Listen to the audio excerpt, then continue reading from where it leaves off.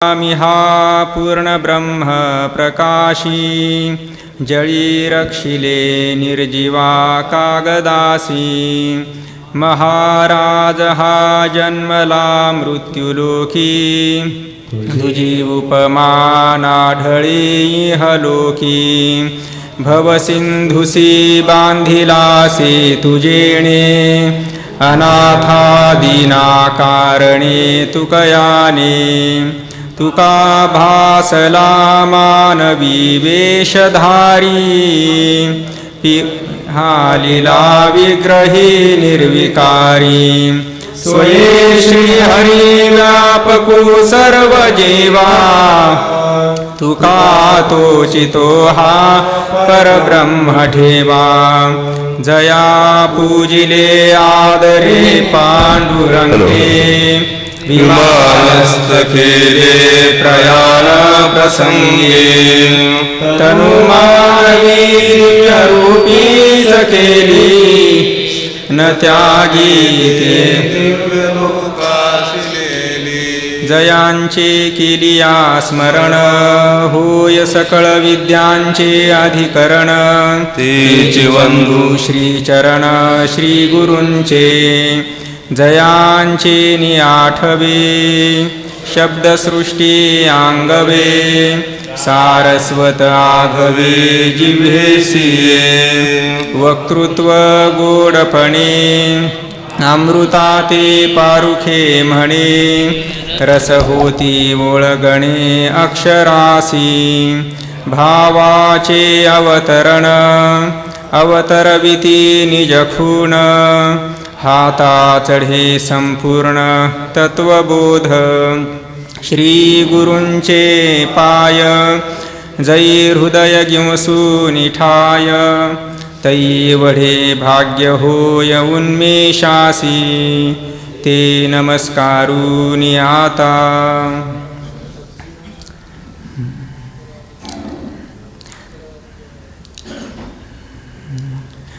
केला मातीचा पशुपती परी मातीसी काय महती शिवपूजा शिवासी पावे माती माती माझी सामावे तैसे पूजिते आम्हा संत पूजा घेतो भगवंत आम्ही किंकर संतांचे दास संत पदवी नको आम्हास केला पाषाणाचा विष्णू परी पाषाण नव्हे विष्णू विष्णू पूजा विष्णूसी अर्पे पाषाण राहे पाषाण रूपे केली कास्याची जगदंबा परी कासे नव्हे आंबा पूजा आंबेची आंबेला घेणे कासे राहे कासेपणे ब्रह्मानंद पूर्णा माझी तुका म्हणे केली कांजी ज्याची पूजा तेणीची घेणे आम्हा पाषाण रूप राहणे. अभंग क्रमांक 139.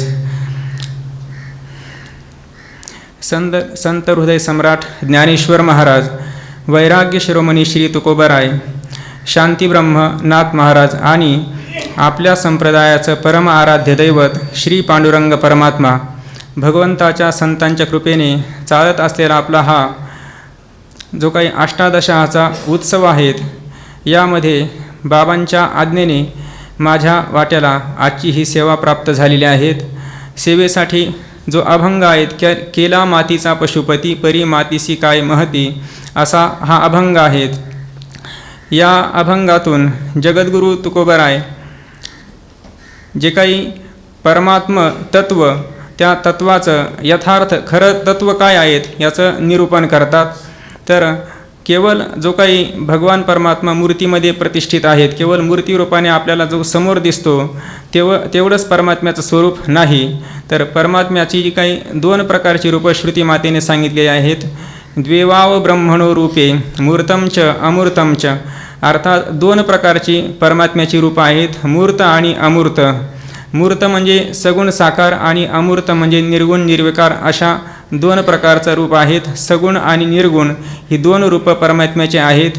सगुण म्हणजे जे काही सगुण साकार मूर्तीरूपाने आपल्यासमोर भगवंताची पांडुरंगाची मूर्ती आहेत, किंवा भगवान विष्णूची, भगवान शिवाची किंवा जगदंबा मातेची, अशा प्रकारच्या ज्या काही मूर्ती आहेत, ह्या मूर्ती सगुण साकार आहेत आणि त्यांचं तत्व मात्र यथार्थ पाहिलं तर निर्गुण स्वरूप किंवा परब्रह्म स्वरूप असं त्यांचं खरं यथार्थ स्वरूप आहेत.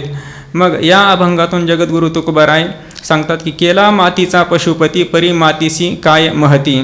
आता मातीचा पशुपती म्हणजे मातीपासून शिवलिंग तयार केलं.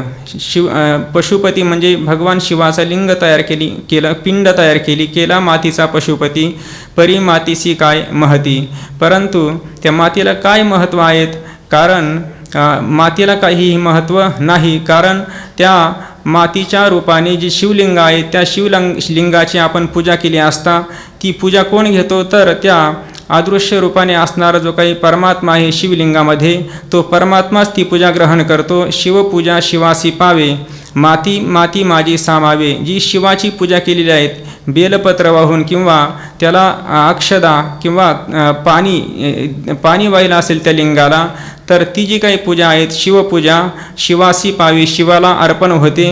आणि माती माती माझी सामावे, माती मात्र मातीमध्ये सामावून जाते. म्हणजे आपल्या वारकरी संप्रदायामध्ये बाबांनी सांगितलं की असा जो काही सगुण परमात्माही मानलेला आहेत आणि निर्गुण परमात्माही मानलेला आहेत.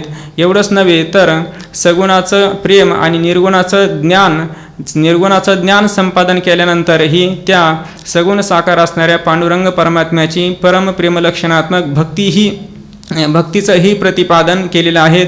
आणि म्हणजे मोक्ष पुरुषार्थ प्राप्त झाल्यानंतर पुन्हा परमप्रेमलक्षणात्मक ज्ञानोत्तर भक्ती करणं हे आपल्या वारकरी संप्रदायामध्ये हे गृहीत धरलेलं आहेत. अशा प्रकारे ह्या भगवान शिवाची लिंग केलं आणि त्या शिवाच्या लिंगाचं पूजन केलं असता ती शिवपूजा भगवान शिवाला प्राप्त होते. म्हणून इथं तुकोबाराय सांगत केला मातीचा पशुपती परी मातीसी काय महती. मातीला काय महत्त्व आहे, तर त्या मातीच्या रूपाने असणाऱ्या शिवलिंगाचं पूजन केलं असता ती पूजा शिवालाच प्राप्त होते आणि माती मात्र मातीमध्ये सामावून जाते, असा प्रथम चरणाचा अर्थ आहे. आणि तुकोबाराय या ठिकाणी सिद्धांत सांगतात की तैसे पूजिती आम्हा संत, पूजा घेतो भगवंत, आम्ही किंकर संतांचे दास, संत पदवी नको आम्हास.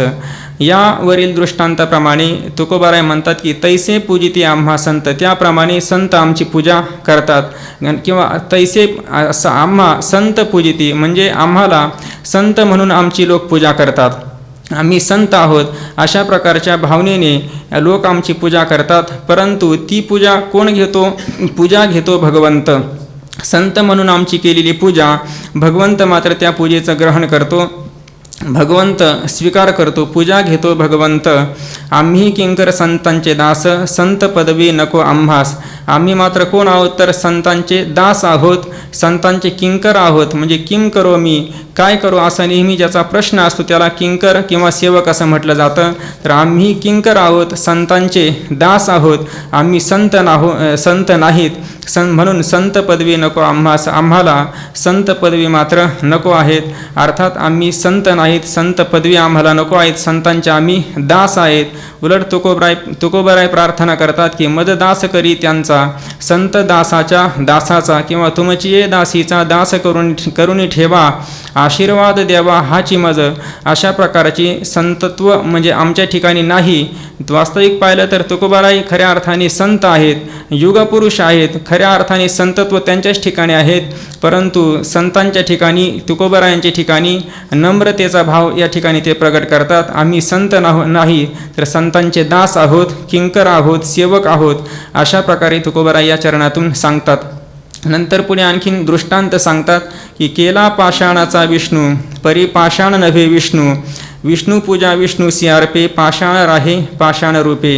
आता या चरणात तुकोबाराय सांगतात की केला पाषाणाचा विष्णू, भगवान विष्णूची मूर्ती बनवली. पाषाण म्हणजे दगडाची मूर्ती बनवली, भगवान विष्णूची सुरेख अशी मूर्ती बनवली. परी पाषाण नव्हे विष्णू, परंतु पाषाण म्हणजे भगवान विष्णू नाही. जरी पाषाणाची मूर्ती असले परंतु केवळ तो भगवान विष्णू मूर्ती म्हणजे केवळ पाषाण आहेत असं नाही. आणि त्या पाषाण रूपाने असणाऱ्या भगवान विष्णूच्या मूर्तीची, चतुर्भुज मूर्तीची आपण पूजा केली असता विष्णू पूजा विष्णूसी अर्पे, त्या भगवान विष्णूची पूजा भगवान विष्णूला अर्पण होते. आणि पाषाण राहे पाषाण रूपे, पाषाण मात्र पाषाण रूपाने राहतो, परंतु ती पूजा भगवान विष्णूला प्राप्त होते. केली कास्याची जगदंबा, परी कासे नव्हे अंबा, पूजा आंबेची आंबेला घेणे, कासे राहे कासेपणे. कास्याची जगदंबा केली, म्हणजे कासं नावाचं धातू आहेत आणि त्या धातूपासून जगदंबेची मूर्ती बनवली. परी कासे नव्हे आंबा, परंतु ते कासं म्हणजे आंबा नाही.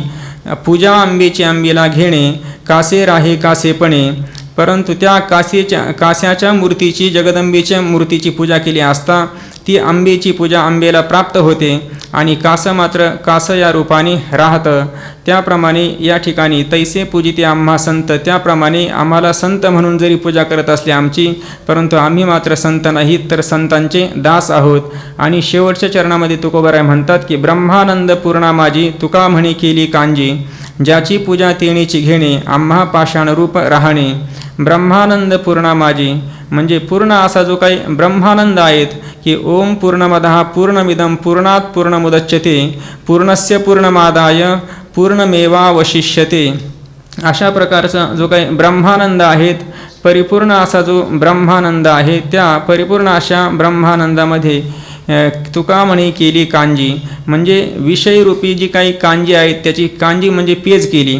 पेज म्हणजे एखादा आजारी मनुष्य असेल, अशक्त असेल, तर त्या अशक्त मनुष्याला जे काही खाल्लेलं अन्न ते सुद्धा पचत नाही, म्हणून अत्यंत हलकं तांदळाचा भात, थोडेसे तांदूळ टाकतात आणि त्याच्यावरील जे काही पाणी आहेत ते पाणी त्याला प्यायला देतात, त्याला पेज असं म्हणतात. म्हणजे तिच्यात काहीही कस नसतो किंवा काहीही शक्ती नसते. अशा प्रकारची जी काही पेज आहे त्या पूर्ण अशा ब्रह्मानंदामध्ये तुका म्हणे केली कांजी, विषयाची कांजी केली. विषय हीच कांजी आहेत आणि हे जे काही अज्ञानी पुरुष मात्र ते काय करतात, त्या परमात्म्याच्या यथार्थ स्वरूपाला न जाणता त्या विषयाचं सेवन करत राहतात. शब्द स्पर्श रूप रसगंध यांच्यामध्येच आनंद आहेत आणि अशा प्रकारे त्या विषयाची कांजी सेवन करतात. ब्रह्मानंद पूर्णा माझी, तुका म्हणे केली कांजी, ज्याची पूजा तेणीची घेणे, आम्हा पाषाण रूप राहणे. आता इथं सांग, ज्याची पूजा तेणीची घेणे. आता ज्याची पूजा केली ती त्यालाच प्राप्त होते. भगवान विष्णूची पूजा केली तर त्या लिंगाच्या रूपाने भगवान शिवाची पूजा केली तर ती भगवान शिवाला प्राप्त होते. विष्णू रूपाने असणाऱ्या मूर्तीची पूजा केली तर ती भगवान विष्णूला प्राप्त होते. त्याप्रमाणे ज्याची पूजा अर्थात ज्या स्वरूपाने ती देवता मूर्ती रूपाने आपल्यासमोर असेल त्या मूर्तीची पूजा केली असता ज्याची पूजा तेणीची घेणे, त्या मूर्तीलाच, त्या तत्वाला, यथार्थ जे स्वरूप तत्व आहे त्यालाच ती प्राप्त होते. आम्हा पाषाण रूप राहणे आणि आम्हा पाषाण रूप राहणे म्हणजे आम्हाला आणि तुझे काही पाषाण रूपाने असणारी मूर्ती ती पाषाण रूपानेच राहते आणि आम्हाला मात्र आम्हीही संत रूपाने न राहता संतांचे दास किंवा सेवक या रूपानेच राहतो अवशिष्ट. आणि पाषाणही पाषाण रूपाने राहतो आणि मूल जे यथार्थ परमात्मा स्वरूप आहे त्या परमात्मा स्वरूपालाच ती तत्वालाच ती पूजा प्राप्त होते, असं या अभंगातून जगद्गुरु तुकोबाराय सांगतात. अर्थात हा जो काही अभंग आहे, अर्थात काही लोक मूर्तीपूजा मानत नाही. आपल्या संप्रदायामध्ये मूर्तीपूजाही मांडलेली आहेत आणि निर्गुण असणारे तत्वाचं ज्ञान तेही मांडलेलं आहेत. आर्य जो काही संप्रदाय आहे त्या संप्रदायामध्ये मूर्तीपूजा मानत नाही. बाबांनी सांगितलं की आर्य संप्रदायाचे प्रवर्तक दयानंद सरस्वती आहेत आणि ते दयानंद सरस्वतींनी जेव्हा एकदा भगवान शिवाच्या मंदिरात गेले आणि त्या मंदिरात गेल्यानंतर त्यांचा जो काही नैवेद्य आहे तो उंदीर खात होता. त्यांनी तर्क केला की जर ह्या भगवान शिवाला जर आपल्या नैवेद्याचं रक्षण करता येत नाही तर यांना देव कसं म्हणायचं, म्हणून त्यांनी मूर्तीपूजा मानत नाही आणि ते मूर्तीपूजा ते काही स्वीकारत नाही, ग्रहण करत नाही. अशा प्रकारे म्हणजे त्यांनी तर्क केला, पण तर्क केला कोणता केला तर तो कुतर्क केला. जर ह्या देवाला भगवान शिवाला आपल्या नैवेद्याचं रक्षण करता येत नाही, यांना देव तरी कसं म्हणावं, म्हणून त्यांनी मूर्तीपूजा ते मानत नाही. परंतु त्यांनी हा केलेला जो तर्क आहे तो कुतर्क आहेत. परंतु आपला जो काही संप्रदाय आहे त्याच्यामध्ये मूर्तीपूजा मांडलेली आहेत किंवा वेदाने सांगितलेली जी काही तर्कशुद्ध अशा पद्धतीने या विचाराने मूर्तीपूजेचा स्वीकार केलेला आहेत. अशा आणि ह्या मूर्तीपूजेच्या माध्यमातून का स्वीकार केलेला आहे मूर्तीची पूजा, तर यथार्थ जे काही तत्व आहे ते तत्व आपल्या बुद्धीवर आरूढ हवं यासाठी जे काही अनेक प्रकारचे लोक आहेत, एकाच प्रकारचा मनुष्य नाही, प्रकाराचे 3 तुका म्हणे केले जन, असे भिन्न भिन्न अधिकाराचे लोक आहेत आणि त्या अधिकारानुरूप या संतांनी आपल्या जे काही मंद अधिकारी असेल, मध्यम असेल किंवा उत्तम असेल, या प्रत्येकासाठी ह्या संत वाङ्मयामध्ये त्या अधिकारानुरूप उपदेश केलेले आहेत. अधिकार तैसा करू उपदेश, साहे ओझे त्या सतीचे द्यावे. अधिकाराप्रमाणे उपदेश केलेला आहे. जर मंद असेल किंवा ज्याच्या अंतकरणामध्ये विक्षेपयुक्त असा अंतकरण असेल तर त्याच्यासाठी उपासना सांगितलेल्या आहेत, किंवा ज्याच्या अंतकरणामध्ये मलदोष असेल त्याच्यासाठी निष्काम कर्म सांगितलेले आहे. आणि ज्याच्या अंतकरणात मल आणि विक्षेप हे दोनही दोष नाही, केवळ आत्मस्वरूपाचं आवरण आहे, त्याच्यासाठी केवळ तत्त्वज्ञानाचा उपदेश केलेला आहे. परंतु या ठिकाणी जगद्गुरू तुकोबारायांनी जी काही भगवंताची पूजा आहेत, या पूजेच्या माध्यमातून काय होतं तर मूल असणारं जे यथार्थ तत्व आहे त्या तत्वाला पूजा प्राप्त होते. आणि आपणही एक दिवस आपल्या अंतकरणाची वृत्ती स्थिर होऊन शांत होऊन आपणही त्या तत्वाला प्राप्त होतो. अशा प्रकारे या अभंगाचं निरूपण झालं. यानंतर पुढचा अभंग आहेत, ते माझे सोयरे सज्जन सांगाती, पाया ठविती विठोबाचे, ये रामान विधी पाळना पुरते, देवाची ती भूते म्हणोनिया. सर्व भावे झालो वैष्णवांचा दास, करीन त्यांची आस उच्चिष्टाची. तुका म्हणे जैसे आवडती हरिदास, तैसी नाही आस आणिकांची. ते माझे सोयरे सज्जन सांगाती. या अभंगातून जगद्गुरू तुकोबाराय आपलं जे काही आप्त आहेत, आपले सोयरे कोण आहेत ते या अभंगातून सांगतात. ते माझे सोयरे, ते माझे सोयरे म्हणजे आप्त आहेत, इष्ट आहेत, खरे ते सोयरे आहेत. जे पुन्हा सांगती म्हणजे माझे मित्र आहेत, आमचे मित्र पण आहेत. कोण आहे तर सज्जन. सज्जन म्हणजे जे संत आहेत त्यांनाच इथं सज्जन असं म्हटलेलं आहे. सत आणि जन, सत म्हणजे परमात्मा, आणि त्या परमात्म्याचं यथार्थ ज्ञान ज्यांना झालेले त्यांनाच सज्जन असं म्हणतात. आत्मत्वाने त्या परमात्म्याचा साक्षात्कार केलेला आहेत त्यांना इथं सज्जन असं म्हटलेलं आहे. या उपाधी माझे गुप्त, चैतन्य असे सर्वगत, ते तत्वज्ञ संत स्वीकारिती. अर्थात तत्वाला जाणणारे, सत म्हणजे तत्व आहेत, आणि त्या तत्वाचा यथार्थ साक्षात्कार करून घेणारे हे सज्जन आहेत. ते सज्जन आमचे सांगाती म्हणजे मित्र आहेत, सोयरे म्हणजे आप्तेष्ट आहेत. ते माझे सोयरे सज्जन सांगाती, पाया आठविती विठोबाचे. पुन्हा त्यांचं लक्षण सांगतात की जे विठोबाचे पाय आठविते, नेहमी भगवान पांडुरंग परमात्म्याचा विठोबाच्या पायाचं नेहमी चिंतन करतात. पाय शब्द म्हणजे पाय शब्दाचे दोन अर्थ आहे. सगुण साकार रूपाने पाहिलं तर त्याच्या चरणाचं आठवण करतात, स्मरण करतात, ध्यान करतात. आणि पाय शब्दाचा अर्थ स्वरूपवाची पण आहेत, म्हणून त्याच्या स्वरूपाचंही चिंतन करतात. म्हणजे पाय आठविती विठोबाचे, त्या निर्गुण स्वरूप असणाऱ्या परमात्म्याच्या चरणाचं स्मरण करतात, ध्यान करतात. असे पाय आठविती विठोबाचे. आणि पुढे सांगतात की येरा मानविधी पाळना पुरते, देवाची ती भूते म्हणून या. तुकोबाराय पुढे सांगतात की इतर जे काही आहेत, येरा मानविधी म्हणजे संत सोडून, सज्जन सोडून इतरांना आम्ही मानतो. परंतु कशासाठी मानतो तर येरा मान विधी पाळना पुरते. येरा मान म्हणजे विधीचं पालन व्हावं, केवळ विधीच्या पालनासाठीच आम्ही इतरांना मान देतो. म्हणजे आम्ही इतरांचं मत्सर किंवा द्वेष करत नाही. कारण ज्ञानोबारायांनी सांगून ठेवलेले आहेत की जे जे भेटे भूत, ते ते मानिजे भगवंत, हा भक्तियोग निश्चित जाण माझा. जे जे भेटे भूत, जे जे काही भूत भेटेल, प्राणी मात्र भेटेल, ते सर्व परमात्म्याचीच रूपं आहेत. अवघी रूपे तुझी देवा, बंधू भावे करू सेवा. सर्व परमात्म्याची रूपे असल्यामुळे त्यांचा द्वेष किंवा मत्सर करू नये. कारण हे तैसे राग द्वेष जरी निमाले, तरी ब्रह्मीचे स्वराज्य आले. मग तो भोगी सुखा आपुले आपणची. म्हणजे त्या ब्रह्मस्वरूपाची किंवा यथार्थ अनुभूती येण्यासाठी राग द्वेष किंवा हे जे काही विकार आहे हे प्रतिबंधक आहेत. म्हणून तुकोबाराय सांगतात की आम्ही त्यांचा द्वेषही करत नाही, मत्सरही करत नाही, तर त्यांना मानतो आम्ही, परंतु फक्त विधी पाळनापुरते. म्हणजे शास्त्राने सांगितलेले आहेत की ही सर्व देवाची भूतं आहेत किंवा ही परमात्म्याचीच रूपं आहेत, किंवा भगवंताने स्वतः गीतेमध्ये सांगितलेलं आहे की ममैव अंशो जीवलोके जीवभूत सनातनहा, की जीव हा माझा अंशच आहेत. म्हणजे ह्या सर्व जीवांच्या रूपाने मीच नटलेलो आहेत असं स्वतः भगवंताचे मुखातून किंवा स्वतः भगवंत सांगतात. म्हणून इतरांना आम्ही मानतो, परंतु विधी पाळनापुरते शास्त्रविधीप्रमाणाने किंवा विधीने सांगितलेले ही सर्व देवांचीच रूपं आहेत, म्हणून आम्ही त्यांना मानतो. परंतु खरे आमचं प्रेम मात्र कोणाच्या ठिकाणी आहेत? सज्जनांच्या, संतांच्या ठिकाणी आहे. तेच आमचे खरे सोयरे आहेत. आणि म्हणून पुढे देवाची ती भूते म्हणून या, ही भूते सर्व देवाचीच रूपं आहेत किंवा प्राणी मात्र सर्व ही देवाचीच रूपं आहेत. म्हणून या विधीचं पालन करण्यासाठी आम्ही विधी पालनापुरते येरामान इतर प्राणीमात्रांना आम्ही मान देतो, परंतु खरा मान कोणाच्या ठिकाणी आहे तर संतांनाच आम्ही मानतो यथार्थ.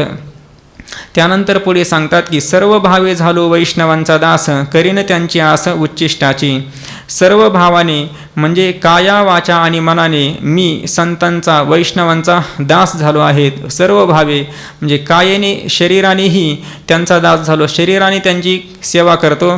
त्याचप्रमाणे वाचेने त्यांच्या नामाचं स्मरण करतो, त्यांच्या नामाचं चिंतन करतो.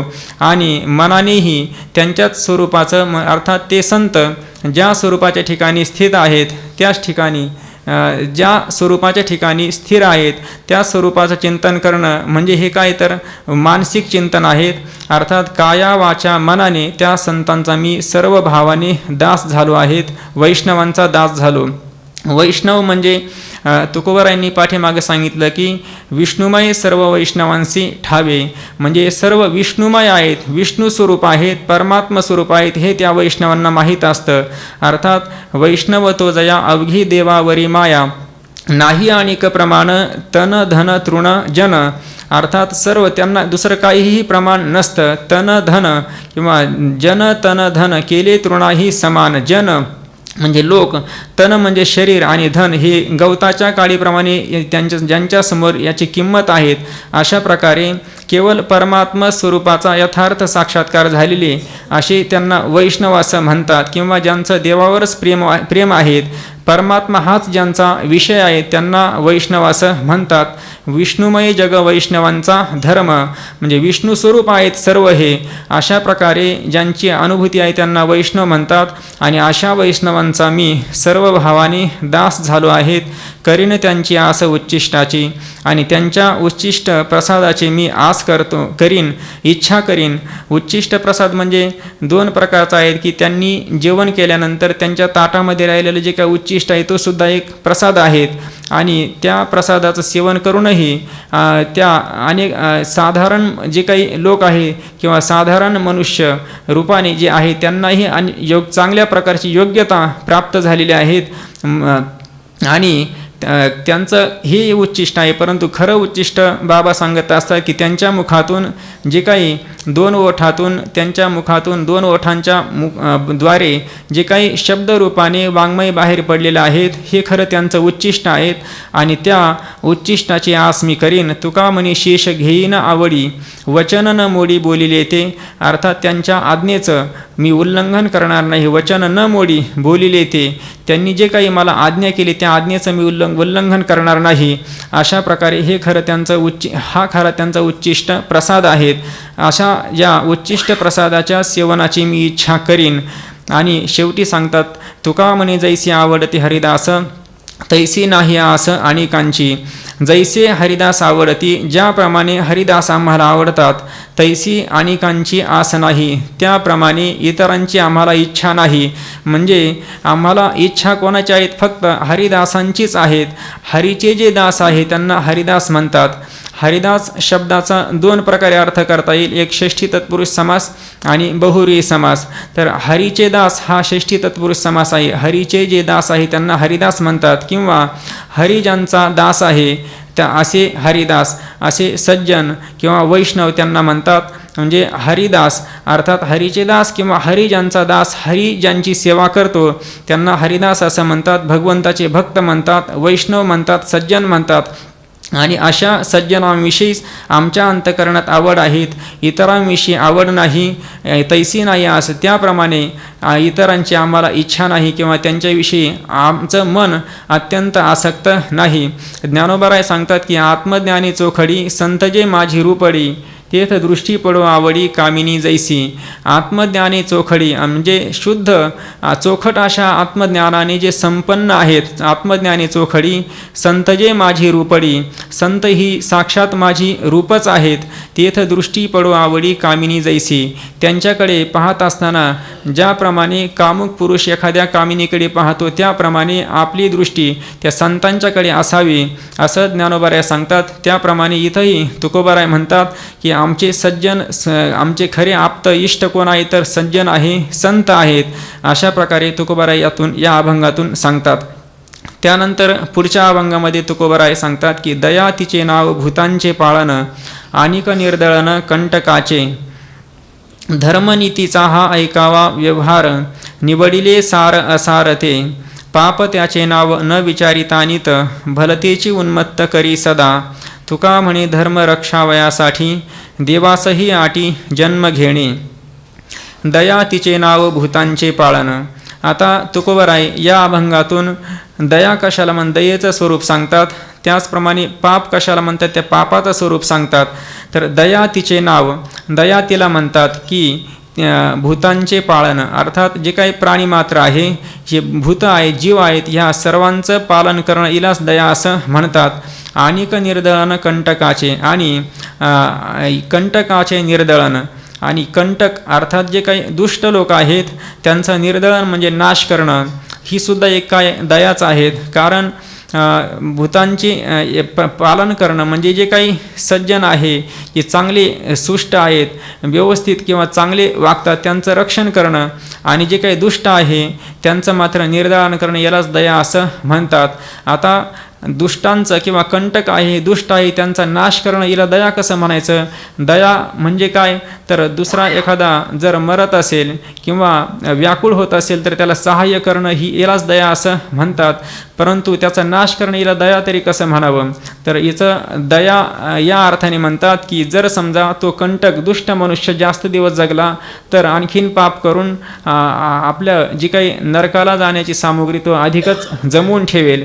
म्हणून या अर्थाने तो पुन्हा त्याच्याकडून जास्त पाप घडू नये, उलट त्या पापाचा प्रतिबंध व्हावा म्हणून त्याचा नाश करणं हेच योग्य आहेत. या अर्थाने त्याचा नाश करणं, कंटकाचे निर्दळन, कंटक दुष्ट अर्थात काटा ज्याप्रमाणे पायाला टोचल्यानंतर दुःख देतो त्याप्रमाणे हे कंटक नेहमी जगाला त्रास देतात, दुःख देतात.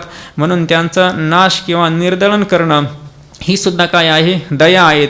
किंवा कंटकाचं निर्दळन करणं म्हणजे केवळ त्यांना ह्या शरीराचा आणि प्राणाचा वियोग करणं एवढंच नाही, तर जे खळांची व्यंकटी सांडो तया सत्कर्मी रती वाढो, भूता परस्परे पडो मैत्र जीवांचे. त्यांच्या अंतकरणाच्या वृत्तीमध्ये जो खलपणा आहे तो खलपणा घालवणं हे सुद्धा त्यांचं काय निर्दळनच आहे. त्यांच्या ठिकाणी असणाऱ्या जी काही आसुरी संपत्ती आहे त्या दंभोदर्पोभिमानश्च क्रोध पारुष्यमेवच अज्ञानम चाभिजातस्य पार्थ संपदमासुरीम. जी काही आसुरी संपत्ती आहे त्या आसुरी संपत्तीचं निर्दळन करणं, नाश करणं हे सुद्धा काय त्यांचं रक्षण आहे आणि त्या रूपाने त्यांच्यावर केलेली ही दयाच आहेत. म्हणून दया तिचे नाव भूतांचे पाळन, प्राणीमात्रांचं जीवांचं पालन करणं आणि जे काही कंटक आहे त्यांचं निर्दळन करणं, त्यांच्या दुष्टवृत्तीचं निर्दळन करणं ही खरी काय आहे? दया आहेत. धर्मनीतीचा हा ऐकावा व्यवहार, निवडिले सार असारते. धर्म आणि नीतीचा अशा प्रकारचा हा व्यवहार आपण ऐकावा. निवडिले सार असारते. सार काय आणि असार काय याचा निवडिले म्हणजे आम्ही निर्णय केलेला आहे. अर्थात धर्मनीती, धर्म कशाला म्हणतात आणि नीती कशाला म्हणतात?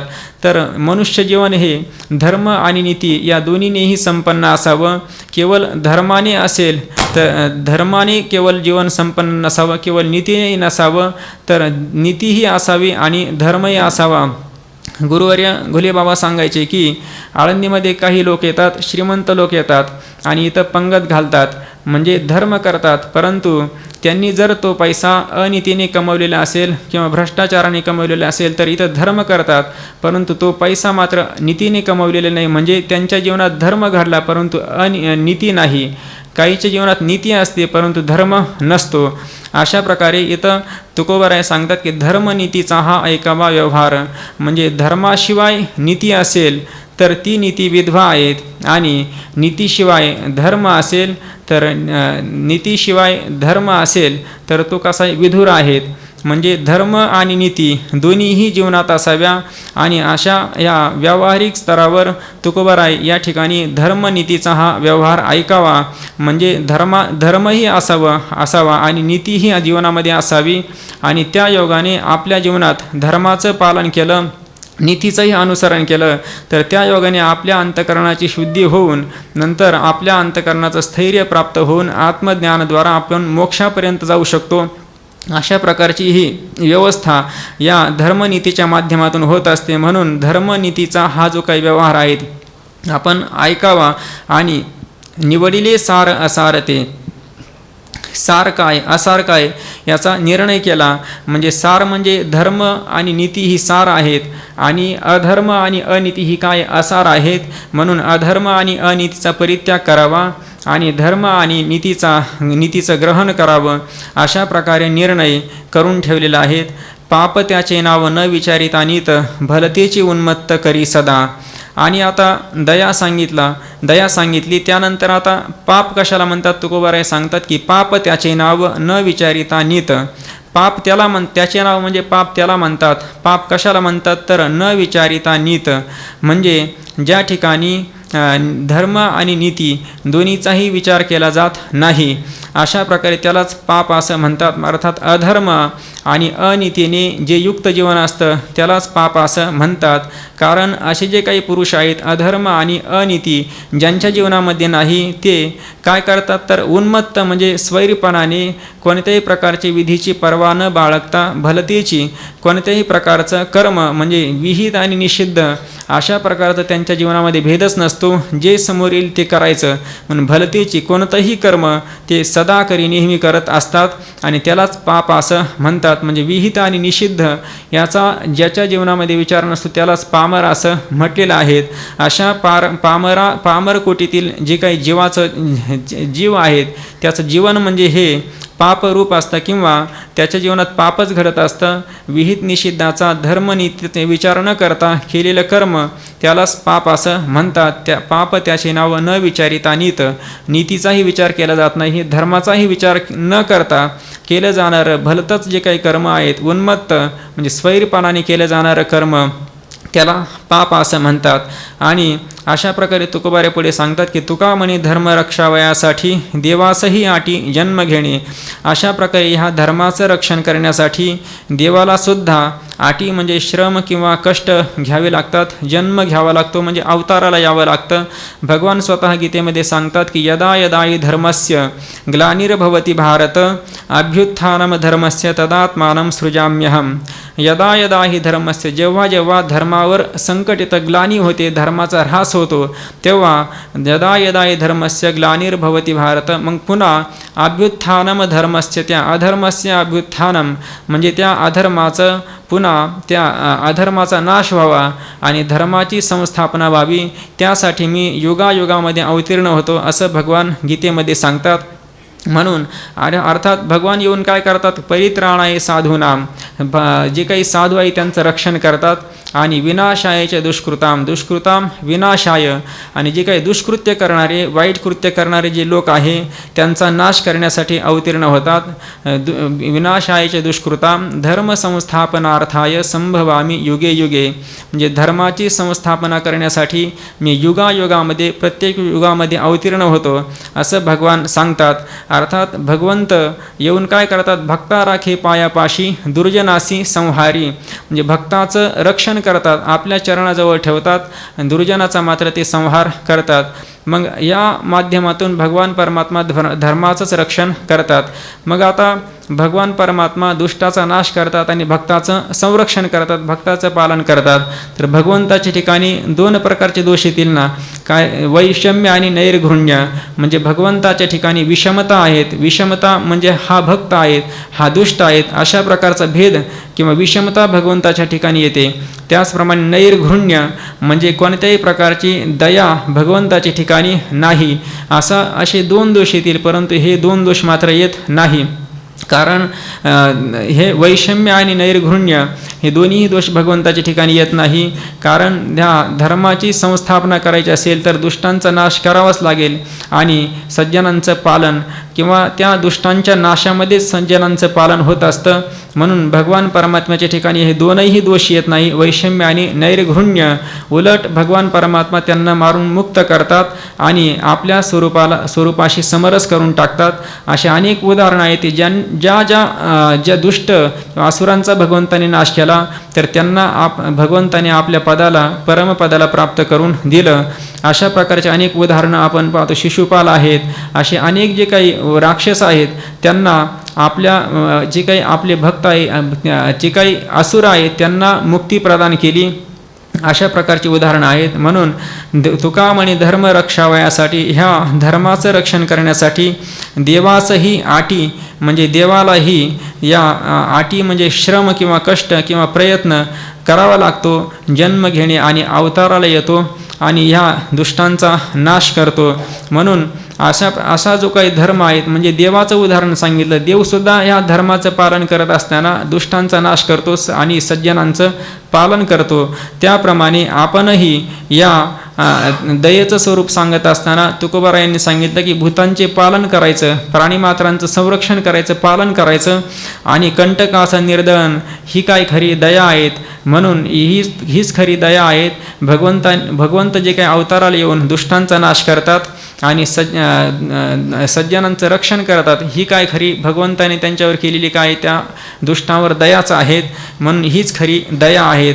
या अभंगातून हे सांगितलं. त्यानंतर पुढचा अभंग आहेत. करावे गोमटे बाळा माते ते उमटे, आपुलिया जीवाहुनी असे वाल्हे ते जननी, वियोग तो तीस त्याच्या उपचारे विष, तुका म्हणे पाय डोळा सुखावे त्या न्याये.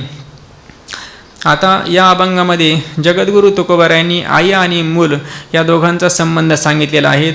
आता तुकोबारायांच्या अभंगाचा विचार केला तर अभंगामध्ये एकतर देव हा विषय असतो किंवा संत किंवा लोकांना उपदेश हा असतो.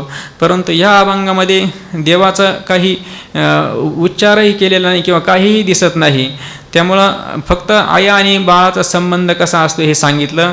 परंतु त्यातून सिद्धांत आपण थोडा बघू, सांगण्याचा प्रयत्न करू. तर करावे गोमटे बाळा माते ते उमटे म्हणजे बाळा गोमटे करावे ते माते उमटे म्हणजे बाळाचं नेहमी गोमट म्हणजे चांगलं करावं, कल्याण करावं, त्याचं नेहमी चांगलं असावं, अशा प्रकारची भावना मातेची असते. ते माते उमटे म्हणजे तेच आईच्या ठिकाणी तीच भावना नेहमी उत्पन्न होत असते. माझ्या बाळाचं चांगलं व्हावं, याचं कल्याण व्हावं, कल्याण असावं, याचं वाईट कधीही होऊ नये. म्हणजे त्या मुलाने त्या आईला त्रास जरी दिला, दुःख दिलं, तरी पण ती आई मात्र त्याच्याविषयी कधीही असा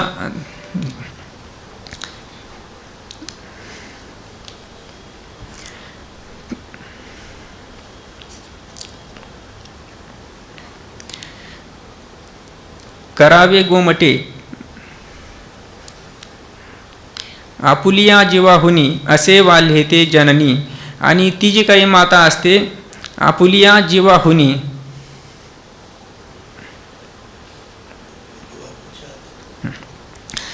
आपल्या जीवापेक्षाही ते जे काही बाळ आहे जननी वाल्हे असे म्हणजे आपल्या जीवापेक्षाही त्या जननी म्हणजे आईला ते बाळ अतिशय प्रिय असतं. वाल्हे म्हणजे आवडतं असतं किंवा प्रिय असतं. वियोग तो तीस त्याच्या उपचारे विष आणि त्या बाळाचा जर वियोग झाला तर तीस वियोग तो तीस त्या आईला बाळाचा वियोग झाला तर विषासारखा वाटतो आणि त्याच्या उपचारे त्या बाळाला जर उपचार केले, सुखोपचार केले तर दुःख आपला आनंद होतो.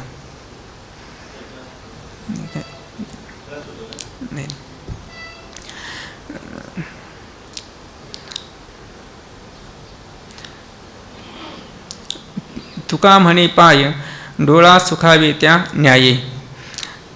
तुकोबाराय सांगतात की ज्याप्रमाणे तुका म्हणे पाय म्हणजे पायाला जर आपण लोणी लावलं तर त्याचा उपयोग डोळ्याला होतो किंवा डोळ्याला शीतळता प्राप्त होते. पावो शीतळता आहे की ते डोळ्याची लागी होय. तैसा त्याप्रमाणे या ठिकाणी तुकोबाराय म्हणतात की त्या बाळाला जर सुखोपचार केले तर आईला सुख होतं.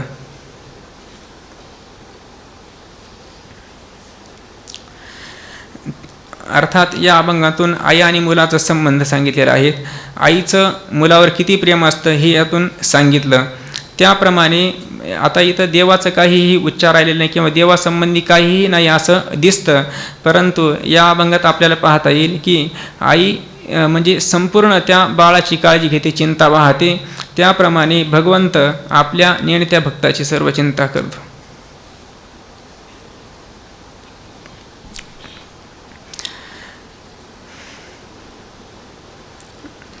कन्या सासुऱ्यासी जाये मागे परतोनी पाहे तैसे झाले माझ्या जीवा केव्हा भेटसी केशवा चुकली या माय बाळ हुरू हुरू पाहे जीवना वेगळी मासोळी तैसा तुका तळमळी. कन्या सासुऱ्यासी जाये तुकोबाराय दृष्टांत सांगतात की कन्या म्हणजे जी काही आपली मुलगी आहेत किंवा 10 वर्ष वयाची जी आहे तिला कन्या असं म्हटलं जातं. कन्या सासुऱ्यासी जाये आपल्या ज्यावेळेस तिचा विवाह होतो आणि विवाह झाल्यानंतर आपल्या सासरी जाण्यासाठी निघते आणि मागे परतवणी पाहे, मग ती कन्या पुन्हा पुन्हा मागे परतून पाहते, आपल्या माहेराकडे पाहते. मागे परतवणी पाहे तैसे झाले माझ्या जीवा केव्हा भेटसी केशवा. हे केशवा, त्याप्रमाणे माझ्या जीवाची अवस्था झालेली आहेत. केव्हा भेटसी म्हणजे त्या परमात्म्या वाचून मला काहीही आता गोड लागत नाही किंवा तो परमात्मा मला भेटावा. तैसे झाले माझ्या जीवा केव्हा भेटसी केशवा म्हणजे भेटी लागी पंढरीनाथा जीवा लागली तळमळ व्यथा कधी कृपा करीसी नेणे मज दिनाचे धावणे. अशा प्रकारे तुकोबाराय अत्यंत देवाची कळवळ्याने प्रार्थना करतात की त्याच्याशिवाय मी राहू शकत नाही. तैसे झाले माझ्या जीवा, त्या कन्येप्रमाणे ती नेहमी पुन्हा पुन्हा आपल्या माहेराकडे पाहते. त्याप्रमाणे तुकोबाराय या परमात्म्याच्या भेटीविषयी अत्यंत तीव्र लालसा इच्छा उत्पन्न करता या चरणातून सांगतात. तैसे झाले माझ्या जीवा, त्याप्रमाणे माझ्या जीवाची अवस्था झालेली आहेत. केव्हा भेटसी हे केशवा, मला तू केव्हा भेटशील, अशा प्रकारची तीव्र इच्छा शुभेच्छा भगवंताच्या भेटीविषयी या अभंगात प्रगट करतात. चुकली या माय बाळ हुरू हुरू पाहे. दुसरा दृष्टांत देतात की चुकली या माय म्हणजे आई आणि मूल यांची चुकामुक झाली तर ज्याप्रमाणे ते बाळ हुरू हुरू पाहतं त्याप्रमाणे तैसे झाले माझ्या जीवा. म्हणजे तुका म्हणे माता बाळ चुकली या वनी न पवता जननी दुःख पावे विठ्ठले. म्हणजे तुका म्हणे माता आणि बाळ, माता आणि आई वनी चुकली या न पवता जननी दुःख पावे. जर ती आई आणि मुलाची भेट झाली नाही तर त्या आईलाही दुःख होतं आणि बाळालाही दुःख होतं. त्याप्रमाणे तैसे झाले माझ्या जीवा केव्हा भेटसी केशवा म्हणजे ते बाळ हुरू हुरू पाहतं, म्हणजे अत्यंत तळमळीने त्या व्याकुळ होऊन त्या आईची वाट पाहत असतं. त्याप्रमाणे माझी अवस्था झाली. जीवना वेगळी मासोळी तैसा तुका तळमळी. जीवना वेगळी मासोळी म्हणजे ज्याप्रमाणे मासोळी ही लहान मासा पाण्यापासून वेगळा केला असता त्याला दुःख होतं, त्याप्रमाणे तैसा तुका तळमळी, त्याप्रमाणे मी तळमळत आहे असं तुकोबाराय सांगतात. हाती होन दाविती बेणा करीती लेकीची धारणा ऐसे धर्म झाले कली पुण्यरंक पाप बळी. सांडिले आचार द्विज चहाड झाले चोर टिळे लपविती पातळी लेती विजार कातडी. बैसोनिया तक्ता अन्योबिन पीडिती लोका मुदबख लिहिणे तेल तुप साबन केणे. नीचाचे चाकर चुकलिया खाती मार राजा प्रजा पिढी क्षेत्री दुश्चितासी तोडी. वैश्य शूद्रादिक हेतो सहज नीच लोक अवघे बाह्य रंग आत हिरवेवरी सोंग. तुका म्हणे देवा काय निद्रा केली धावा. हाती होन दाविती बेणा. आता तुकोबाराय या अभंगातून जे काही हाती होन दाविती बेणा जे काही हातामध्ये होन म्हणजे एक पूर्वकालचं जे काही मध्ययुगीन नाणं आहेत किंवा सोन्याचं नाणं त्याला होन असं म्हणतात. हाती होन म्हणजे जेव्हा जे काही वर पक्षातील किंवा मुलाकडील जे काही आईवडील आहेत किंवा लोक आहेत त्या मुलीला पाहण्यासाठी आल्यानंतर ते काय करतात, हाती होऊन दावी ते बेणा म्हणजे ते जे काही आईचे त्या मुलीचे वडील आहेत पहिल्यांदा हाती होऊन त्यांच्याकडून ते काहीतरी नाणं घेतात, द्रव्य घेतात, द्रव्याची इच्छा करतात आणि दावी ती बेणा म्हणजे तेव्हा त्या मुलीला ते काय करतात, दाखवतात आणि करीती लेकीची धारणा. अशा प्रकारे त्या धारणा म्हणजे एक विनिमय किंवा व्यापार करतात, अर्थात व्यापार करतात त्या आपल्या कन्येचा. हाती होऊन दावी ती बेणा आणि करीती लेकीची धारणा. ऐसे धर्म झाले कली पुण्यरंक पापबळी. अशा प्रकारे सर्व जे काही हे ऐसे धर्म झाले कली, अशा प्रकारचे ह्या कलिकाळामध्ये धर्म झाले म्हणजे खऱ्या अर्थाने धर्म राहिलाच नाही, धर्माचा ऱ्हास झाला. आणि पुण्यरंक पापबळी, पुण्य हे दुर्बल झालं आणि पाप मात्र बलाढ्य किंवा बलवान झालेलं आहेत. सांडिले आचार द्विज चहाड झाले चोर. ह्या कलियुगामध्ये जे काही द्विज आहेत त्या द्विजांनी आपले आचार सोडले, आचाराचा परित्याग केला आणि चहाड झाले. चहाड म्हणजे चुगली करणारे किंवा कळी लावणारे किंवा चहाड आणि चोर झाले. म्हणजे द्विज म्हणजे ब्राह्मण किंवा ब्राह्मण, क्षत्रिय, वैश्य या तिघांनाही द्विज असं म्हटलं जातं किंवा उपनयन संस्कार करण्याचा अधिकार ज्यांना आहे त्यांना द्विज म्हटलं जातं. म्हणजे पहिल्यांदा जन्म होतो आईच्या उदरातून आणि नंतर संस्कारात द्विज उच्चते. संस्कार केल्यानंतर त्याच्या ठिकाणी द्विजत्व प्राप्त होतं. म्हणून हे जे काही द्विज आहेत अर्थात जे काही ब्राह्मण असेल, क्षत्रिय असेल, वैश्य असेल यांच्या ठिकाणी काय झालं तर हे चहाड झाले आणि चोर झाले आणि ह्या द्विजांनी आपला जो काही आचार आहे तो त्याचा परित्याग केला. अर्थात किंवा द्विज शब्दाचा अर्थ इथं ब्राह्मण घेतला तर त्यांनी आपला आचाराचा परित्याग केला. अर्थात ब्राह्मणाचं कर्म आहेत की शमोदमस्तप शौचम क्षांतिराज्य मेवच ज्ञानम विज्ञानमास्तिक्यम ब्रह्मकर्म स्वभावजम. अर्थात शमदम अर्थात आपल्या अंतकरणाची शांतता स्थैर्यता स्थिर असणं. त्याचप्रमाणे दम म्हणजे इंद्रियांचा निग्रह आणि ज्ञानम विज्ञानम आस्तिक्यम किंवा शास्त्रज्ञान किंवा विज्ञान यांनी विशेष ज्ञान, अनुभव ज्ञान यांनी संपन्न असणं हे काय तर ब्राह्मणाचं कर्म आहेत. परंतु आपल्या वाटेला आलेलं जे काही स्वधर्म रूप कर्म आहे त्या कर्माचा ज्यांनी परित्याग केलेला आहे. सांडिले आचार द्विज चहाड झाले चोर.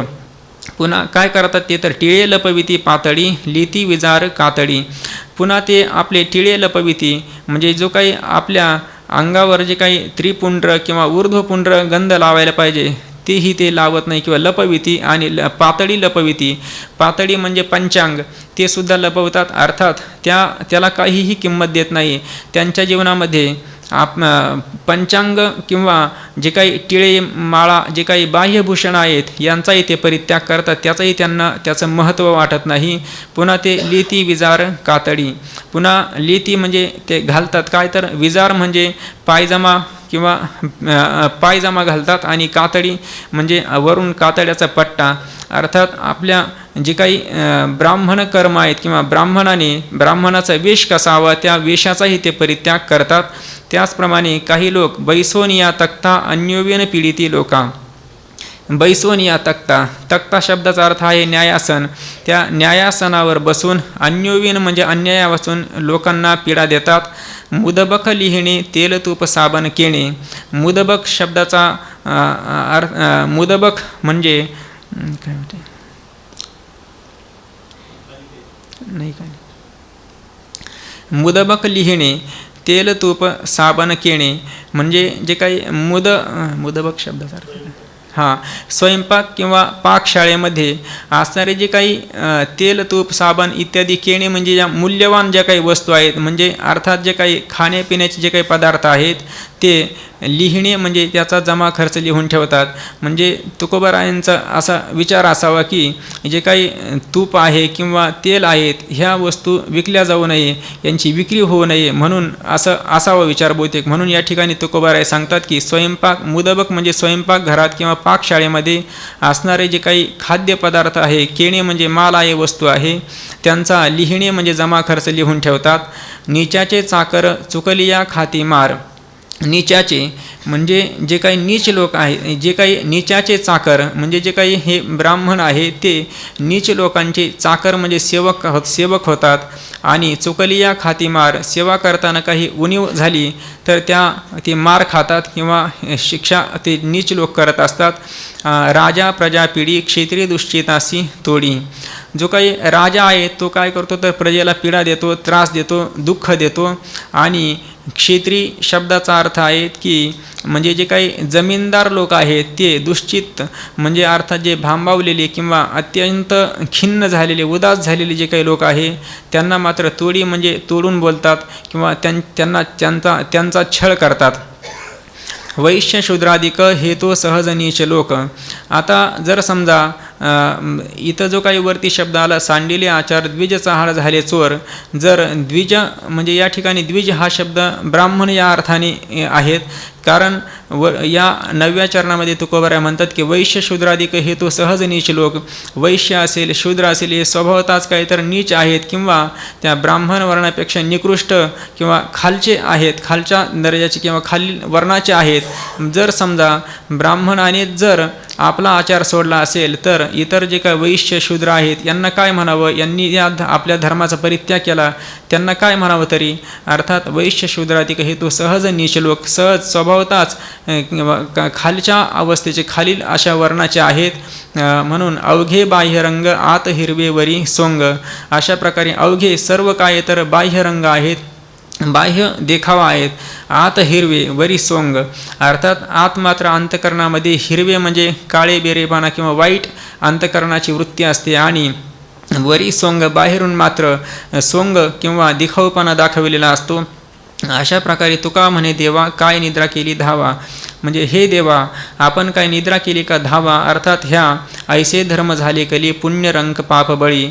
अशा प्रकारे ह्या कलियुगामध्ये असा धर्म अर्थात काय तर पुण्यरंक आहे आणि पाप बळी आहेत. पाप हे दुर्बल, पुण्य दुर्बल झाला आणि पाप हे बलाढ्य झालेले आहेत. म्हणून या कलियुगाच्या कलिकाळातील जे काही दोष आहेत त्या दोषांचं किंवा त्यापासून रक्षण करण्यासाठी आपण मात्र धावून या. आपण निद्रा करत आहात, झोप घेत आहात का असं तुकोबाराय देवाला प्रार्थना करतात की आपण लवकर धावून या धर्माचं रक्षण करण्यासाठी. त्यानंतर पुढील अभंग आहेत की साळंकृत कन्यादान पृथ्वीदानाच्या समान परिते नकळे या मूढा येईल कळो भोग पुढा. आचरता कर्म भरे पोट राहे धर्म सत्या देवसाहे ऐसे करुनिया पाहे. अन्न मानधन हेतो प्रारब्धा अधीन तुका म्हणे सोसे दुःख आता पुढे नासे किंवा तुका म्हणे सोसे सुख आता पुढे नासे असे 2 पाठ आहेत. साळंकृत कन्यादान म्हणजे साळंकृत म्हणजे अलंकारासहित जर कन्यादान केलं, कन्येचं दान केलं तर ते पृथ्वीदानाच्या समान असतं. म्हणजे पृथ्वी दान केल्यानंतर जे पुण्य प्राप्त होतं तेच पुण्य अलंकारासहित त्या कन्येला वराच्या अधीन केलं किंवा त्याच्या हातात दिलं, त्याला समर्पण केली कन्या, तर त्या पृथ्वीदानापासून जे पुण्य प्राप्त होतं तेच ह्या कन्यादानापासून पुण्य प्राप्त होतं. परिते न कळे या मूढा येईल कळू भोग पुढा. परंतु ह्या मूढ पुरुषांना, मूर्ख किंवा जे काही असे ठक आहेत पुरुष आहेत, मूढ पुरुष आहेत किंवा मोहाने ग्रस्त ज्यांचं अंतकरण झालेले आहेत असे मूढ पुरुष, त्यांना मात्र हे लक्षात येत नाही, कळत नाही. येईल कळू भोग पुढा.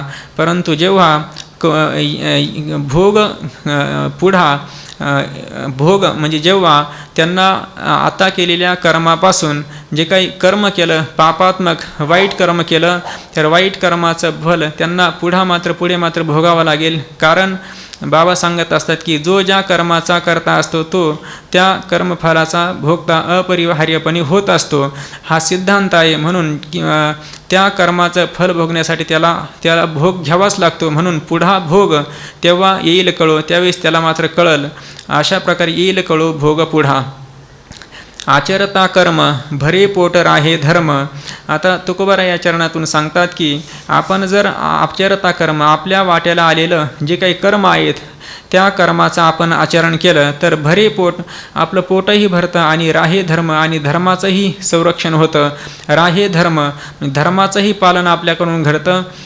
म्हणून इथं आचरता कर्म आणि भरे पोट म्हणजे धर्माचं, म्हणजे आपल्या वाट्याला आलेल्या कर्माचं आचरण केलं तर आपले उदरनिर्वाहही होतो, धर्माचंही त्या माध्यमातून रक्षण होतं. म्हणून आपण काय करावं तर धर्माचंच आचरण करावं. श्रेयान स्वधर्मयुगुणाः परधर्मात सोनुष्ठितात, आपल्या स्वधर्माचंच पालन करावं. सत्यादेवसाहे ऐसे करून या पाहे, आणि आपल्या स्वधर्माचं आचरण करत असताना मग तो भगवान परमात्मा आपल्याला सहाय्य करेल किंवा नाही अशी शंका येऊ शकते. म्हणून तुकोबाराय सांगतात की या सत्यादेवसाहे, सत्य कर्माला देव नेहमी सहाय्य होत असतो. सत्यादेवसाहे किंवा सत्यसंकल्पाचा दाता नारायण सर्व करी पूर्ण मनोरथ, तो काय करतो तर आपले मनोरथ पूर्ण करतो. सत्यादेवसाहे आणि ऐसे करून या पाहे, तू फक्त ह्या सत्य असणाऱ्या मार्गाचं अनुसरण करून पहा तर तुला देव निश्चित सहाय्य करील. अन्न मान धन हे तो प्रारब्धाधीन, आणि तुला प्राप्त होणारे जे काही अन्न आहेत किंवा मान सन्मान आहेत किंवा धन आहेत हे सर्व प्रारब्धाधीन आहेत. अर्थात प्रारब्धात असेल तेवढंच अन्न मान आणि धन प्राप्त होईल, प्रारब्धात नसेल तर कितीही प्रयत्न केले तर प्राप्त होणार नाही. अर्थात तू ह्या अन्न मान धनासाठी विशेष काही प्रयत्न करू नको. प्रयत्न करायचा असेल तर परमार्थासाठी प्रयत्न कर आणि अन्न मान धनासाठी करू नको. अर्थात अन्न मान धन हे प्रारब्धावर सोड आणि परमार्थ मात्र हा प्रयत्नाच्या अधीन असू दे, किंवा प्रयत्न परमार्थामध्ये कर आणि संसार हा प्रारब्धावर टाकून दे. तुका म्हणे सोसे दुःख आता पुढे नासे. सोसे या शब्दाचा अर्थ सहन करणे असा होतो आणि हव्यास असा पण होतो. जर सहन करणे असा अर्थ घेतला तर दुःख असा पाठ पुढे घ्यावा लागतो. तर तुका म्हणे सोसे म्हणजे जे काही स्वधर्माचरण करत असताना तुला आता दुःख होतं, म्हणजे दुःख होतं, परंतु दुःख काय कर तू सहन कर. तुका म्हणे सोसे दुःख सोसे, दुःख सहन कर. आणि आता जरी समजा तू दुःख सहन केलं पण पुढे मात्र नासे, यानंतर पुढे ते नष्ट होईल. कारण स्वधर्माचरण करत असताना सुद्धा दुःखच होतं. कारण यत्तदग्रे विषमेव परिणामी मृतोपमम. सात्विक सुखाचं वर्णन करत असताना भगवान सांगतात की जे काही सात्विक सुख आहे यत्तदग्रे विषमेव, सुरुवातीला कसं आहे तर ते विषासारखं दुःखमय असं वाटतं, परंतु त्याचा परिणाम मात्र सुखाचा असतो. त्याप्रमाणे आपल्या स्वधर्माचं आचरण करत असताना तो स्वधर्म जरी तुला दुःखकारक वाटला, दुःखरूप असा वाटला, दुःख देणारा वाटला, परंतु तू आता सहन कर आणि सहन केल्यानंतर तुला मात्र तुझ्या जीवनामध्ये पुढे सुखाचीच प्राप्ती होईल किंवा ते दुःख कायमचं राहणार नाही. असा सोसे शब्दाचा अर्थ सहन करायचा अर्थ घेतला तर होतो. आणि सोसे म्हणजे हव्यास असा पण अर्थ होतो. तुका म्हणे सोसे म्हणजे जर समजा पाठीमागे सांगितलं की अन्न मानधन हे तो प्रारब्धा अधीन, म्हणजे जे काही हे अन्न मानधन हे प्रारब्धाच्या अधीन आहेत, प्रारब्धात असेल तर मिळेल. आणि जर समजा तू सोसे म्हणजे अधिक त्या अन्न मानधनाचाच हव्यास केला किंवा अशा प्रकारे जे काही अनात्म पदार्थ आहे त्यांच्याविषयी हव्यास केला तर तुझ्या जीवनामध्ये जे काही त्या अनात्म पदार्थांपासून प्राप्त होणारा जो काही आभासिक जे काही सुख आहे की सुखही मात्र ते काही अल्पकाल टिकणार आहे, ते स्थायी स्वरूपाने राहणारं नाही आणि ते पुढे नष्ट होऊन जाईल. म्हणजे जे काही सुख असा तुका म्हणे सोसे सुख आता पुढे नासे, म्हणजे हव्यासापासून किंवा अनात्म पदार्थांच्या इच्छेने जे काही आभासिक जे काही सुख तुला प्राप्त होतं ते मात्र पुढं नष्ट होऊन जाईल, ते काही कायम स्वरूपाचं स्थायी रूपाने राहणारं नसणार. म्हणून तू काय कर तर अशा प्रकारे आपल्या धर्माचंच आचरण कर असं या अभंगातून सांगतात. त्यानंतर पुढचा अभंग आहेत.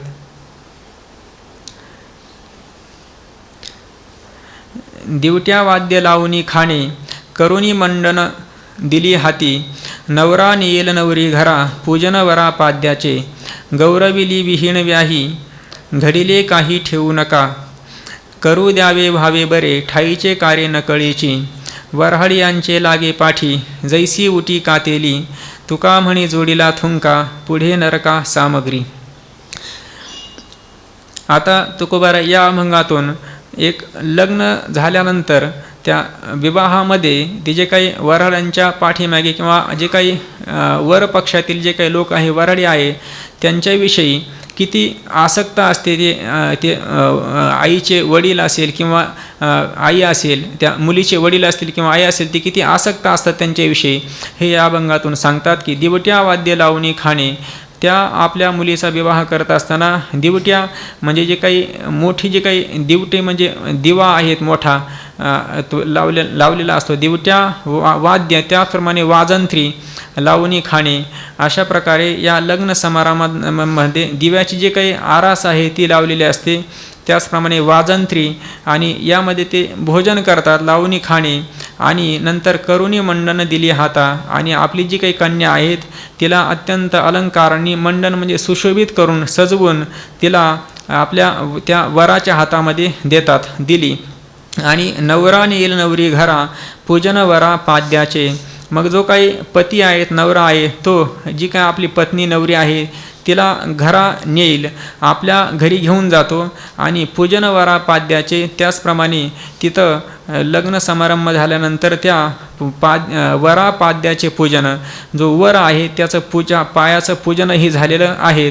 त्यानंतर पुढे तुकोबाराय सांगतात त्या लग्नाचं पूर्ण म्हणजे वर्णनच करतात की गौरविली विहीन व्याही घडिले काही ठेवू नका. मग ती जी काही गौरविली विहीन व्याही, विहीन आणि व्याही, विहीन म्हणजे जे काही मुलीचे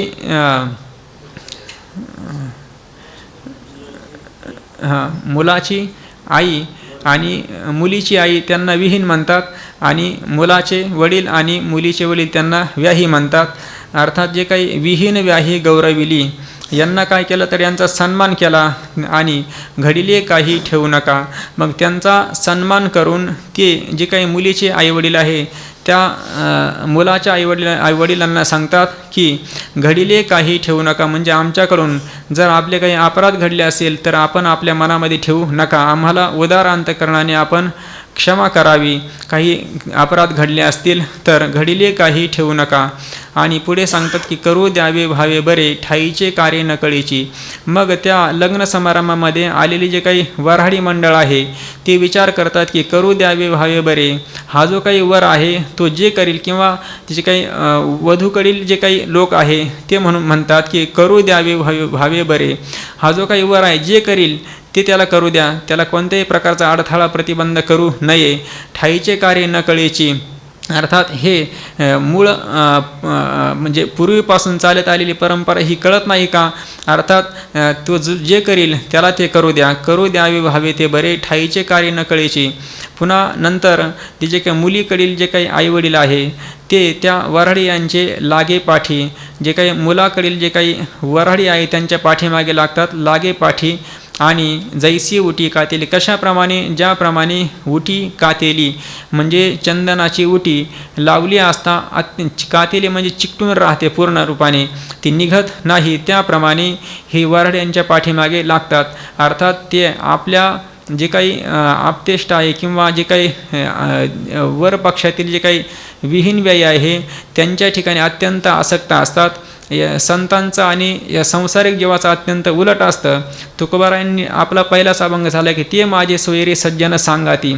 संतांचे आप्त हे संत असतात, इतर दुसरे कोणीही नसतात, परंतु यांचं मात्र आप्त कोण असतात, हे जे काही नश्वर अशा प्रकारचे जे काही आप्त इष्ट हे सोयरे यांना मानतात.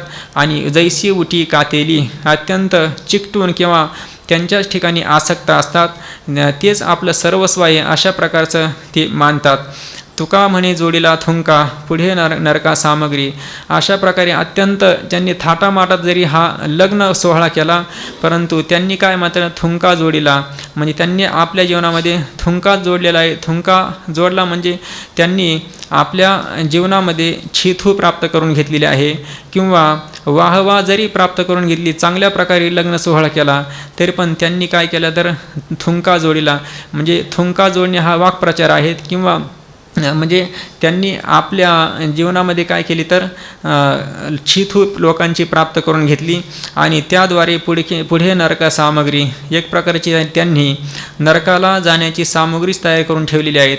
म्हणजे गृहस्थाश्रम स्वीकारणं म्हणजे नरकाला जाण्याची सामग्री तयार करून ठेवणं असं नाही, परंतु जर समजा केवळ भारी भक्ती न करता, भगवंताची भक्ती न करता केवळ विषयासक्त होणं किंवा त्यांचं जीवन मात्र त्यांच्याविषयी तुकोबाराय बोलतात की पुणे त्यांनी नरका सामग्री जोडली, म्हणजे नरकाची सामग्री जोडलेली आहेत भगवंताची भक्ती न करता केवळ संसारासक्त जीवन असेल तर. पुढचा अभंग आहे, ब्रह्महत्या मारिला गायी अनेक काही पाप केले, ऐका जेणे विकिली कन्या पवाडे त्या सुण्याचे, नरमांस खादली भाडी हाकाहाडी म्हणोनी, अवघे पाप केले तेणे जेणे सोने अभिलासिले, उच्चारिता मजते पाप जिव्हे काप सुटत असे, तुका म्हणे कोरान्न रांड बेटा भांड मागे नाका, ब्रह्महत्या मारिल्या गायी. आता या अभंगात सांगतात की ब्रह्महत्या, त्याने ब्रह्महत्या केल्या, त्याचप्रमाणे अनेक प्रकारच्या अनेक गायी मारल्या, आणखीनही त्यांनी काही म्हणजे पुष्कळ पाप केले. काय सांगावं, अनेक काही पाप केले म्हणजे काय किती पाप केले काय सांगावं. त्यांनी पुष्कळ त्याच्या जीवनामध्ये पाप केलं, ब्रह्महत्या केल्या, अनेक गायी मारल्या, अशी अनेक प्रकारची पुष्कळ पाप केली. मग कोणी केल्या तर ऐका जेणे विकिली कन्या, ज्याने आपल्या कन्याचा विक्रय केला आणि त्याने आपल्या जीवनात अनंत पाप केली, महापातक केली असं तुकोबाराय सांगतात. पवाडे त्या सुण्याचे, त्याला कुत्रा असं म्हणतात. सुण्याचे म्हणजे त्या कुत्र्याचे, पवाडे म्हणजे ते कीर्ती. मी तुम्हाला सांगतो, तुकोबाराय सांगतात की नरमांस खादली भाडी हाकाहाडी म्हणोनी, त्याने काय केलं तर नरमांसाचं भक्षण केले, मनुष्याच्या मांसाचंच त्याने काय भक्षण केलेलं आहेत की कोणी तर ज्याने आपल्या कन्येचा विक्रय करून त्या पैशावर आपली उपजीविका करतो, असा जो काही पुरुष आहे तो भाडी म्हणजे त्या कन्येच्या विक्रयापासून त्या पैशावर आपली उपजीविका करणारा त्याला भाडी असं म्हणतात. आणि त्या पैशावर उपजीविका करतो तो मात्र त्याने काय केलं, नरमांस खादिले, मनुष्याचं मांसच त्याने भक्षण केलेलं आहे. म्हणून हाकाहाडी म्हणून तुकोबाराय सांगतात मी हाका मारत आहे, अर्थात सावध करत आहेत किंवा जागृती देत आहेत की अशा प्रकारचं वर्तन होऊ नये. तर म्हणून हाकाहाडी म्हणजे हाका मारणे, असा हाकाहाडी म्हणजे हाका मारत आहेत असं तुकोबाराय सांगतात, म्हणजे सावध करत आहेत अशा प्रकारचं घडू नये म्हणून. अवघे पाप केले तेणे जेणे सोने अभिलासिले, त्याचप्रमाणे त्याने अवघे पाप केले, सर्व काही पाप त्याने आपल्या जीवनात केली की जेणे सोने अभिलासिले, सोन्याची म्हणजे त्या विवाहित कन्येच्या अंगावरील जे काही सुवर्ण अलंकार आहे त्यांची अभिलाषा केली, त्यांनी सर्व काही आपल्या जीवनात पाप केली. उच्चारिता मजते पाप जिव्हे काप सुटत असे, त्या पुरुषाचं वर्णन करत असताना वाणीने उच्चारण करत असताना देखील मजते पाप, मला पाप होतं असं वाटतं आणि जिव्हे काप सुटत असे, जिवेला देखील थरकाप सुटतो आहे. तुका म्हणे कोरान्न रांड बेटा भांड मागे नाका. तुकोबाराय सांगतात की असे जे काही आई वडील आहेत त्या कन्येचे, त्यांनी त्या कन्या विक्रयापासून मिळवलेले जे काही धन आहे त्या धनावर आपली उपजीविका करण्यापेक्षा त्या कोरांना त्यांनी म्हणजे कोरांना म्हणजे भिक्षा मागवून आपलं जीवन निर्वाह करावा, परंतु त्या कन्येच्या अलंकाराची किंवा तिच्यापासून जे काही विक्रय करून जे धन मिळवलेलं आहे त्यापासून आपली उपजीविका करू नये, कोरांना मागावं. आणि तिला रांड असं म्हणतात की रांड म्हणजे वैध शिवी, तिला म्हणजे वैधव्य प्रदर्शक शब्द किंवा रांड म्हणजे शिवीसुद्धा आहेत मराठीतली. म्हणून असे जे काही करणारे आहेत ती त्या मुलीची आई ही रांड आहेत. किंवा त्याला बेटा असं म्हटलं म्हणजे त्या मुलीच्या बापाला तो बेटा, भांड म्हणजे भांडखोर आहे. मग कोरान्न मागे नाका, का मागे ना, त्याने कोरान्न का मागू नये, अर्थात त्या मुलीच्या विक्रयापासून धनार्जन करून आपली उपजीविका करण्यापेक्षा त्याने कोरान्न मागावं, तर परंतु त्या धनावर आपली उपजीविका करू नये. ज्याचा कोणी करी पक्ष तोही त्याशी समतुल्य. मग असा जो काही दुष्ट पुरुष आहेत किंवा जो महापाप करणारा पुरुष आहे त्या पुरुषाच्या संगतीमध्ये राहणारा पुरुष तो सुद्धा काय होतो, तोही त्याशी समतुल्य, तोही त्याच्यासारखाच होतो. याचा कोणी करी पक्ष म्हणजे त्याच्याशी मैत्री केली तर तो सुद्धा काय होतो, तर त्याच्यासारखाच होतो, त्याच्या समानच होतो. कारण एक श्लोक आहेत की यदि संतम सेवती यदि असंतम सेवती तपस्विनम वा यदि वा स्तेनम, म्हणजे एखाद्या पुरुषाने संतांची संगती केली तर तो संतांच्या सारखाच होतो, किंवा असंत दुष्टाची संगती केली तर तो दुष्ट होतो, तपस्व्याची संगती केली तर तपस्वी होतो, चोराची संगती केली तर तो चोर होतो. तुकोबाराय सांगतात की बैसता चोरापाशी तैसी होय बुद्धी, देखताची चिंधी मन धावे, अर्थात ज्याप्रमाणे आपण पांढऱ्या वस्त्राला जसा रंग देऊ तसा लागतो, त्याप्रमाणे जशी संगती केली तसा आपलं अंतकरण किंवा ती व्यक्ती बनत असते. म्हणून तुकोबाराय सांगतात की याचा कोणी करी पक्ष. जर समजा अशा दुष्ट पुरुषाचा पक्ष स्वीकारला किंवा त्याने जे काही म्हणलं त्याला अनुमोदन देत राहिला तर तोही त्याशी समतुल्य, तोही त्याच्यासारखाच आहे, त्याच्या बरोबरीचा आहे. फुकासाठी पावे दुःखाचा विभाग, म्हणजे तो जो काही पुरुष आहे त्या पापी पुरुषाचा पक्ष घेणारा तो फुकट काय होतो, दुःखाचा भागीदार होतो. विनाकारण त्याच्या पदरात तो दुःख पाडून घेतो. पूर्वजाशी लाग निरयदंडी, आणि पूर्वजांना मात्र तो निरयदंडी लाग, अर्थात आपल्या वाडवडिलांना तो काय करतो, निरयदंडी अर्थात नरकाची जी काही शिक्षा आहे ती भोगावयास भाग पाडतो, प्राप्त करून देतो. ऐके राजा न करी दंड जरिया लंड दुष्टांसी, असे जे काही लबाड पुरुष आहे, दुष्ट पुरुष आहे, अशा पुरुषांना राजा न करी दंड, जर राजाने यांचा निग्रह नाही केला किंवा यांना दंड नाही केला तर राजालाही सुद्धा ते पाप भोगावं लागतं. कारण प्रजेने पाप केलं तर ते राजाला भोगावं लागतं. या न्यायाने ह्या राजाने मात्र अशा पुरुषांचा निग्रह केला पाहिजे, त्यांना दंड केला पाहिजे. नाही केलं तर त्या राजालाही पाप लागतं. तुका म्हणे त्याचे अन्न मद्यपानाचे समान. मग असा जो काही पुरुष आहे, दुष्ट पुरुष आहे, आणि त्या दुष्ट पुरुषाची संगती करणारा जो कोणी आहे त्याच्या घरचा अन्न म्हणजे कसं आहे तर मद्यपानाचे समान. मद्यपानाच्या समान आहे, दारू पिण्याच्या समान. दारू पिल्यानंतर जे महापाप लागतं तेच पाप दुष्ट पुरुषाच्या संगतीत राहणाऱ्या पुरुषाच्या घरी जेवण केल्यानंतर आपल्याला पाप लागतं. दुष्ट पुरुषाच्या जर समजा दुष्ट पुरुषाच्या संगतीत राहणारा जो आहे त्याच्या घरचा अन्न म्हणजे मद्यपानाचे समान असेल तर त्या दुष्ट पुरुषाचं भोजन किंवा त्याच्या घरचं जेवण कसं असेल याची कल्पना आपण करू शकत नाही. म्हणून तुकोबाराय सांगतात की अशा पुरुषाची संगती करू नये. त्याचप्रमाणे पुढचा अभंग आहे की कपट काही एक नेणे भुलवायाचे लोक, तुमचे करीतो कीर्तन गातो उत्तम ते गुण. म्हणजे मी जे काही लोक भुलवायाचे काही एक कपट नेणे, म्हणजे लोकांना भुलवायचं किंवा त्यांना मोहित करायचं, आपल्या अधीन करायचं, आणि अशा प्रकारचं कपट करण्याचं मी मात्र काही जाणत नाही. मग मी काय करतो, तुमचे करीतो कीर्तन गातो उत्तम ते गुण. मी तुमचं कीर्तन करतो, नामसंकीर्तन करतो आणि उत्तम अशा गुणांचं गायन करतो. दावून येणे जडीबुटी चमत्कार उठाउठी. जडीबुटी म्हणजे जे काही झाडपाल्याचं जे काही औषध आहे तेही कोणाला दाखवून दाखवण्याचं किंवा जाणत नाही, किंवा हा झाडपाला ह्या रोगावर उपयोगी आहेत अशा प्रकारचं जे काही ज्ञान आहे तेही माझ्या ठिकाणी नाही. त्याचप्रमाणे योगासारखं असा खडतर अभ्यास करून त्याद्वारा सिद्धी प्राप्त करून चमत्कार करण्याचाही मी उठाउठी म्हणजे त्वरित असं काही जाणत नाही, चमत्कारही करत नाही. किंवा नाही शिष्य शाखा सांगो अयाचित लोका. म्हणजे मी अयाचित म्हणजे काही न मागणारं त्याला अयाचित असं म्हणतात.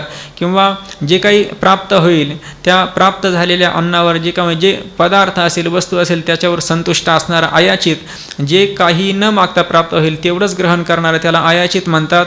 परंतु मी अयाचित आहेत म्हणजे हे तुकोबाराय अयाचित आहेत, काहीही मागत नाही. म्हणून अशा प्रकारचं मी मात्र नाही शिष्य शाखा सांगो अयाचित लोका. म्हणजे मला काही शिष्य शाखा नाही, शिष्य नाही आणि अयाचित आहेत. म्हणजे लोका अयाचित सांगो शिष्य शाखा नाही. लोकांना मी अयाचित आहेत असं सांगण्याकरिता मला मात्र शिष्य शाखा देखील काही नाही. नव्हे मठपती नाही चाहुराची वृत्ती. मी कोण मठपती म्हणजे मठाधिपती पण नाही, किंवा नाही चाहुराची वृत्ती म्हणजे चाहूर म्हणजे 120 बिघे जमीन ज्याची असते त्याला चाहुराची वृत्ती किंवा त्याला इनामदार असं म्हणतात. आणि वृत्ती म्हणजे वतनदारही मी नाही देवार्चन असे मांडलेले दुकान. त्याचप्रमाणे मी देवार्चन अनेक प्रकारचे जे काही देव असते, देवार्चन देवाची पूजा आहेत म्हणजे धूपदीप असेल, अशा अनेक जे काही उपकरणं आहे देवाची पूजेची, ते देवार्चन त्याचं मी दुकान मांडलेलं नाही म्हणजे प्रदर्शन केलेलं नाही. वेताळ प्रसन्न काही सांगो खाना खून. म्हणजे मला वेताळ म्हणजे भूतांचा जो काही राजा आहे तो सुद्धा प्रसन्न नाही आणि काही सांगो खाणखुणा आणि त्या योगाने मग तो प्रसन्नच नाही, म्हणून मी काही खाणखुणा म्हणजे भूत भविष्य किंवा दुसऱ्याच्या मनातलं कळणं हे सुद्धा मला काही सांगता येत नाही. नव्हे पुराणिक करणे आणि सांगणे आणिक, मी पुराणिकसुद्धा नाही म्हणजे कसा तर करणे आणिक सांगणे आणिक असा पुराणिक नव्हे, म्हणजे करायचं एक सांगायचं एक आणि करायचं एक अशा प्रकारचं मी पुराणिक नाही. नाही जाळीत भनदी उदो म्हणून आनंदी, त्याचप्रमाणे उदो उदो किंवा सदानंदी असं म्हणून मी भनदी जाळीत नाही. भनदी म्हणजे डोक्यावर खापराचं काही भांडं घेऊन त्यावर जे काही विस्तव आहे तो घेणं याला भनदी असं म्हणतात. ती भनदीसुद्धा मी जाळीत नाही. उदो उदो असं म्हणून ती भनदी जाळीत नाही. नेणेवाद घटापटा करिता पंडित करंटा, त्याचप्रमाणे घटापटावाद करिता घटापटावाद करिता करंटा पंडित नेणे, म्हणजे मी मात्र घटपट अशा प्रकारचा वाद किंवा वितंडवाद, वाद म्हणजे वितंडवाद करणारा असा करंटा म्हणजे दैवहीन अशा प्रकारचा पंडित नाही. तर मी काय करतो तर संवाद करतो, मी जल्पही करत नाही, वितंडवादही करत नाही, केला तर संवाद करतो. करू आवडीने वाद तुमच्या सुखाचा संवाद, म्हणून करिता नेणेवाद घटापटा करिता पंडित करंटा. नाही हलवित माळ भोवते मिळवून गबाळ, त्याचप्रमाणे मी माझ्या अवतीभोवती गबाळ म्हणजे जे काही भाळे भोळे अडाणी लोक आहेत त्यांना जमा करून मी त्या गोमुखीमध्ये पिशवीमध्ये माळ घेऊन हलवीत बसत नाही किंवा जप करत बसत नाही, म्हणजे प्रदर्शन मी करत नाही परमार्थाचं. आगामीचे नेणे कुडे स्तंभन मोहन उच्चाटन, त्याचप्रमाणे आगामीचे म्हणजे जे काही आगम ग्रंथ आहे त्याच्यातले जे काही आगामीचे नेणे म्हणजे आगामीचे नेणे, कुडे म्हणजे जे काही चेटूक आहे किंवा स्तंभन म्हणजे एखाद्या पुरुषाला विद्येच्या माध्यमातून जागच्या जागी थांबून ठेवणे त्याला स्तंभन म्हणतात. त्याचप्रमाणे मोहन म्हणजे मोहित करणारी जी काही विद्या आहे तीही माझ्या ठिकाणी नाही. आणि उच्चाटन म्हणजे जे काही आगम ग्रंथ आहे त्यातील जे काही अभिचार कर्म आहे ते अभिचार कर्म म्हणजे सर्वच हे अभिचार कर्मामध्ये याचा समावेश होतो. म्हणजे कुडे मोहन उच्चाटन हे काहीही करण्याचं मी जाणत नाही. नोहे त्यांच्या ऐसा तुका निरयवासी बिसा, अशा प्रकारचे जे काही लोक आहे त्यांच्यासारखा मी मात्र नाही. वरती ज्यांचं वर्णन केलं त्याप्रमाणे मी नाही, तर तुका निरयवासी म्हणजे नरकात वास करणारा वेडा अशा प्रकारचा त्या लोकांप्रमाणे मी मात्र नाही, असं या अभंगातून तुकोबाराय सांगितलं. त्यानंतर रडवून या मान कोण मागता भूषण, देवे दिले तरी गोड तरी राहे रुची आणि कोड. रडोनियमान भूषण कोण मागता भूषण, म्हणजे लोकांकडे रडून किंवा मी विद्वान आहे किंवा मी मोठा पंडित आहेत अशा प्रकारचा माझी योग्यता असून देखील मला माझा सन्मान का करत नाही अशा प्रकारचे रडकथा लावून किंवा रडून मी अशा प्रकारे जर समजा सन्मान मागत असेल तर मागता कोण भूषण, अर्थात त्यात काय शोभा आहेत, त्यात काहीही शोभा नाही. देवे दिले तरी गोड राही रुची आणि कोड, देवाने जे काही मला दिलेलं आहेत तेच काय तर त्यातच मी समाधान मानतो, तेच गोड आहेत. किंवा ठेविले अनंती तैसेची राहावे चित्ती असो द्यावे समाधान, आणि त्यामध्येच राही रुची त्यातच माझी आवड आहेत. किंवा कोड म्हणजे कौतुक, त्यातच मला कौतुक वाटतं की जे काही देवाने मला दिलं त्यातच मला समाधान वाटतं. लाविता लावणी विके भिके केजा दानी, लाविता लावणी म्हणजे पेरणी, अर्थात शेतीमध्ये आपण ज्याप्रमाणे लावणी केली किंवा बीज पेरलं तर लगेच ते विक्रीसाठी आपल्याला उपयोगाला येत नाही. किंवा भिके दानी किंवा एखादा भिकारी आला त्याला दान देण्यासाठी उपयोगाला येत नाही. किंवा केजा म्हणजे विक्रय किंवा विनिमयासाठी वापरलं जाणारं जे काही धान्य आहेत ते लगेच आपल्याला पेरल्याबरोबर प्राप्त होत नाही, त्याला काही काळ जावा लागतो, नंतर ते धान्य आपल्याला प्राप्त होतं. त्याप्रमाणे म्हणजे परमार्थ करत असताना उतावीळपणा चालत नाही, अत्यंत घाई केली म्हणजे त्याने काहीही होत नाही. म्हणून तुका म्हणे धीरावीण कैसा होतो हिरा, धीरावीण म्हणजे अंतकरणात सात्विक धैर्य धारण केल्याशिवाय म्हणजे परमात्म्याच्या हरिभक्ती आणि धर्माचरण करण्याविषयी अंतकरणात सात्विक धैर्य वाचून हिऱ्यासारखं मूल्य किंवा महत्त्व जीवनात कधीही प्राप्त होत नाही. म्हणजे सात्विक धैर्याची आवश्यकता आहे. म्हणून इथं तुकोबाराय सांगतात की जो काही उतावीळपणाने मोठेपणा प्राप्त करण्यासाठी प्रवृत्त होतो त्याला मात्र तो मोठेपणा प्राप्त होत नाही. म्हणून तुका म्हणे नाही चालत तातडी प्राप्त काळ घडी आल्या विण, म्हणून उतावीळपणा करू नये या अभंगातून सांगितलं. त्यानंतर पुढचा अभंग आहे पूज्या एकासनी आसनी आसन बैसता गमन मातेशी ते. म्हणजे जे काही पूज्य आहेत, गुरु संत किंवा विद्वान किंवा पंडित मोठे ज्ञानी महापुरुष आहेत, तर असे जे काही पूजनीय म्हणजे पूजा करण्यास योग्य असे महापुरुष आहे त्यांच्या एकासनी त्यांच्याच आसनावर आसनी आसन त्यांच्या आसनावर बसणं किंवा त्यांच्यासमोरच त्यांच्याबरोबरीचं आसन लावून बसणं म्हणजे ते काय आहे तर बैसता गमन मातेशी ते, तर ते मातेसोबत गमन केल्यासारखं केल्याचं पाप आपल्याला लागतं. म्हणून पूज्या एकासनी आसनी आसन, त्याच पूज्य असणाऱ्या व्यक्तीच्या आसनावर आपण बसणं किंवा त्यांच्याबरोबरीने दुसरं आसन टाकून त्याच्यावर बसणं म्हणजे हे मातेशी गमन करण्यासारखं आहेत. सांगतो ते धर्मनीतीचा संकेत सावधान हित भावे तरी. तुकोबाराय सांगतात की मी धर्म आणि नीतीचा जो काही संकेत आहे, चिन्ह आहे, खूण आहे ती तुम्हाला सांगतो की सावधान म्हणजे जर आपलं हित व्हावं असं वाटत असेल तर सावधान चित्ताने ते ऐकावं, श्रवण करावं. संता ठाया ठाव पूजनाची इच्छा जीवनीच वळसा सापडला. आणि असा जो काही जर एखादा पुरुष संता ठाया ठाव म्हणजे संतांचं ज्या ठिकाणी पूजन होतं, आदर सत्कार होतो, सन्मान होतो आणि तेवढाच सन्मान माझा व्हावा, इच्छा पूजनाची इच्छा तशीच पूजा माझी व्हावी अशी जर इच्छा करत असेल कोणी तर जीवनीचा वळसा सापडला तर तो संसार समुद्रामध्ये तो भोवऱ्यात सापडलेला आहे. तुका म्हणे एकाएकी वरासन दुजे तेथे भिन्न अशोभते. तुका म्हणे एकाएकी वरासन म्हणजे एकदम त्या श्रेष्ठ अशा आसनावर जाऊन बसण्याची जो इच्छा करतो तेथे त्याच्या ठिकाणी तो दुजे तेथे भिन्न अशोभते म्हणजे तो खऱ्या अर्थाने त्या संतांच्या आसनावर बसण्याची त्याची योग्यता नाही. संत हे अद्वैत स्वरूपात आहे, हा द्वैतात आहेत, ते अभिन्न स्वरूपात आहे, हा भिन्नतेत आहे, द्वैतामध्ये आहेत. म्हणून याने त्या आसनावर बसणं म्हणजे कसं हे अशोभनीय आहेत, ते शोभनीय नाहीत. त्यानंतर पुढे सांगतात की जेणे मुखे स्तवी तेची निंदे पाठी लावी. आता हा जो काही अधम पुरुष आहे त्या अधम पुरुषाचं वर्णन करतात की जेणे मुखे स्तवी ज्या मुखाने संतांचं स्तवन करतो तेची निंदे पाठी लावी, किंवा जेणे मुखे स्तवी ज्या मुखाने स्तुती करतो त्याच मुखाने पुन्हा निंदा करण्यासाठी प्रवृत्त होतो तेची निंदे पाठी लावी. ऐसी अधमाची याती लोपी सोने खाय माती. अशी अधम पुरुषाची ही जात असते. लोपी सोने म्हणजे तो सोने लपवतो आणि माती खातो, म्हणजे आपल्या ठिकाणी श्रीमंत जरी असले तरी पण तो दैन्य दाखवतो, मी गरीब आहे, दुबळा आहे असं तो म्हणतो. आणि पुढे सांगतात गुदद बारा वाटे मिष्टान्नाचा नरक लोटे.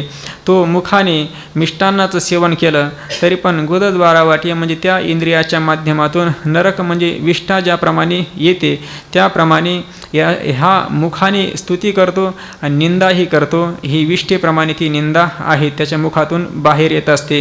विंचू लाभे विण तुका म्हणे वाहे शीण.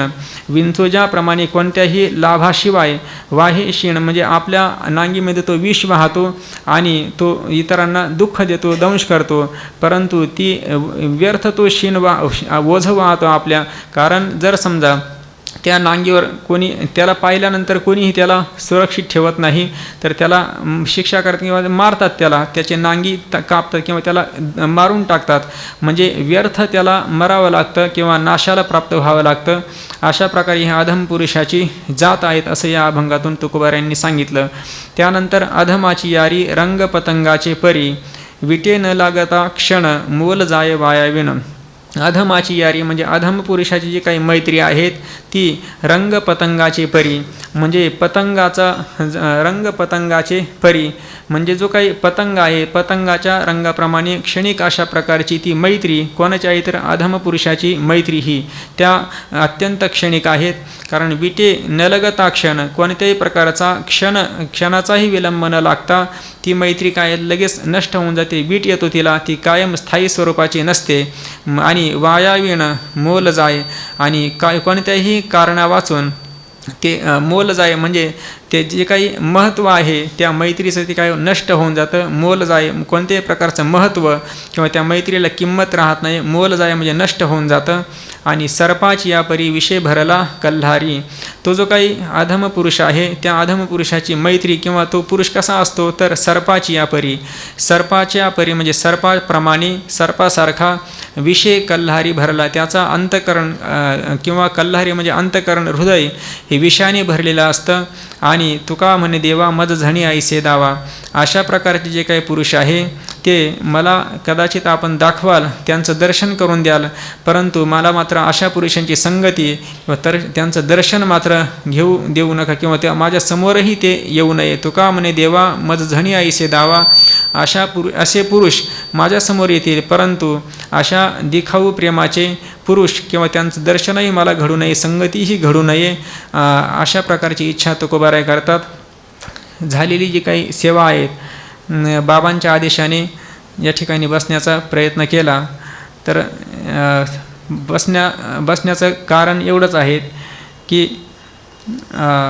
बाबा एक गोष्ट सांगत असतात की एक सावकार आहेत, सावकाराचं कर्ज असतं, मग ते कर्ज 100 रुपये कर्ज असतं ना, मग ते 100 रुपये कर्ज फेडण्यासाठी ते म्हणतात की 100 बटाटे खा, मिरच्या खा, कांदे खा किंवा हे खा, नाहीतर मग पैसे द्यावे लागतील. मग मी लगेच म्हटलं की मला हे काहीही पचणार नाही, सहन होणार नाही, त्यामुळं लवकर देऊन टाकलेले बरे, म्हणून मी या ठिकाणी बसलेलो आहे. ठीक आहे. पुंडली कवर्धा हरिमी माऊली ज्ञानेश्वर महाराज की जय.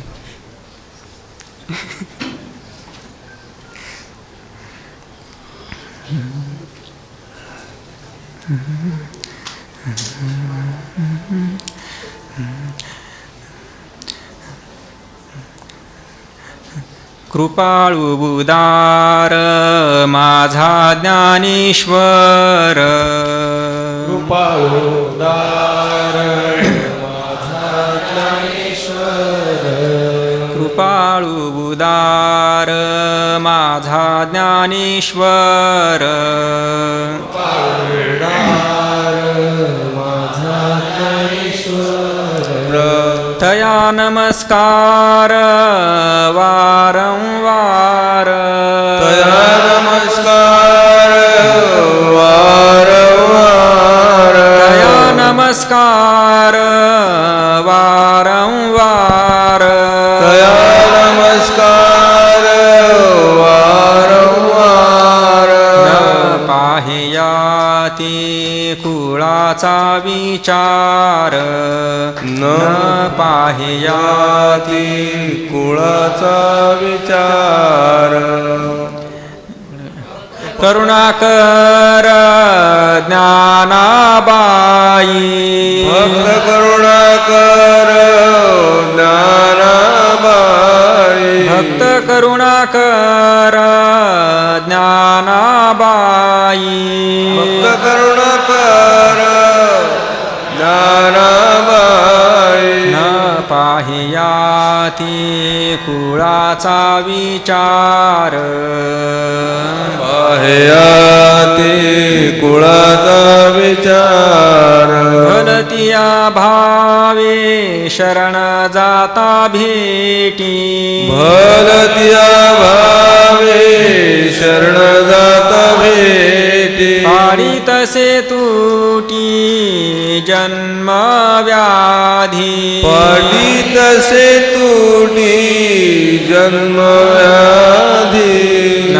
पाहियाती कुळाचा विचार, न पाहियाती कुळाचा विचार, ज्ञानाबाई माझी अनाथाची माय, अनाथाची माय, ज्ञानाबाई माझी अनाथाची माय, अनाथाची माय, एका जनार्दनी पाय वंदितसे, एका जनार्दनी पाय वंदितसे,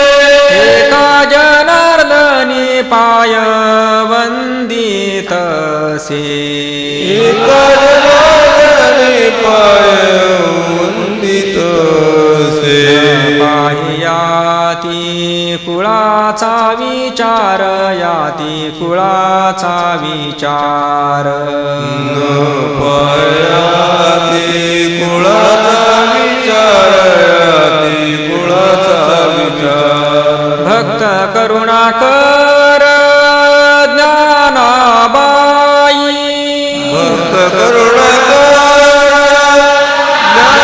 ज्ञानाबाई भक्त करुणाकर ज्ञानाबाई भक्त करुणाकर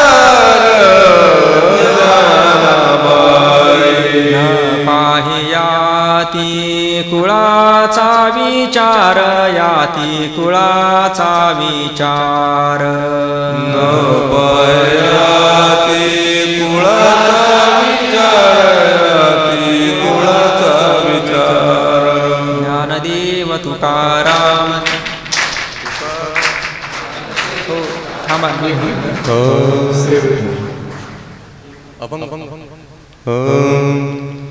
संतांची गावी प्रेमाचा सुकाळ संतांची गावी प्रेमाचा सुकाळ नाही तळमळ दुःखलेश दुःखलेश नाही तळमळ दुःखलेश दुःखलेश तेथे मी राहीन होनी याचक तेथे मी राहीन होनी याचक घालतील भीक तेची मज तेची मज घालतील भीक तेची मज तेची मज तेथे मी राहीन होनी याचक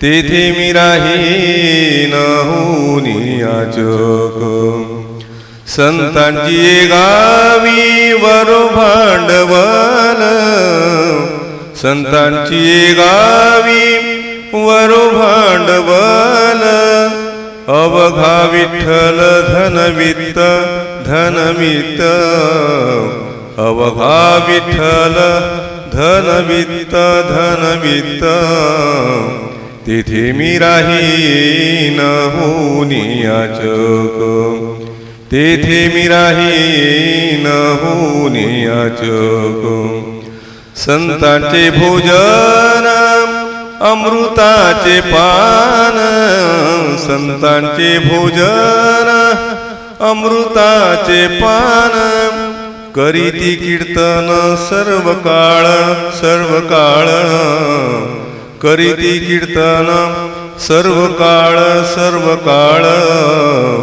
तेथे मी राहीन होनी याचक तेथे मी राहीन होनी याचक संतांचा उदीम उपदेशाची पेठ संतांचा उदीम उपदेशाची पेठ प्रेम सुखसाठी घेती देती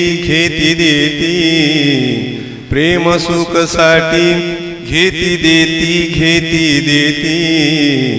तेथे मी राहीन होनी याचक तेथे मी राहीन होनी याचक तुका म्हणे तेथे आणिक नाही परी तुका म्हणे तेथे आणिक नाही परी म्हणून भिकारी झालो त्यांचा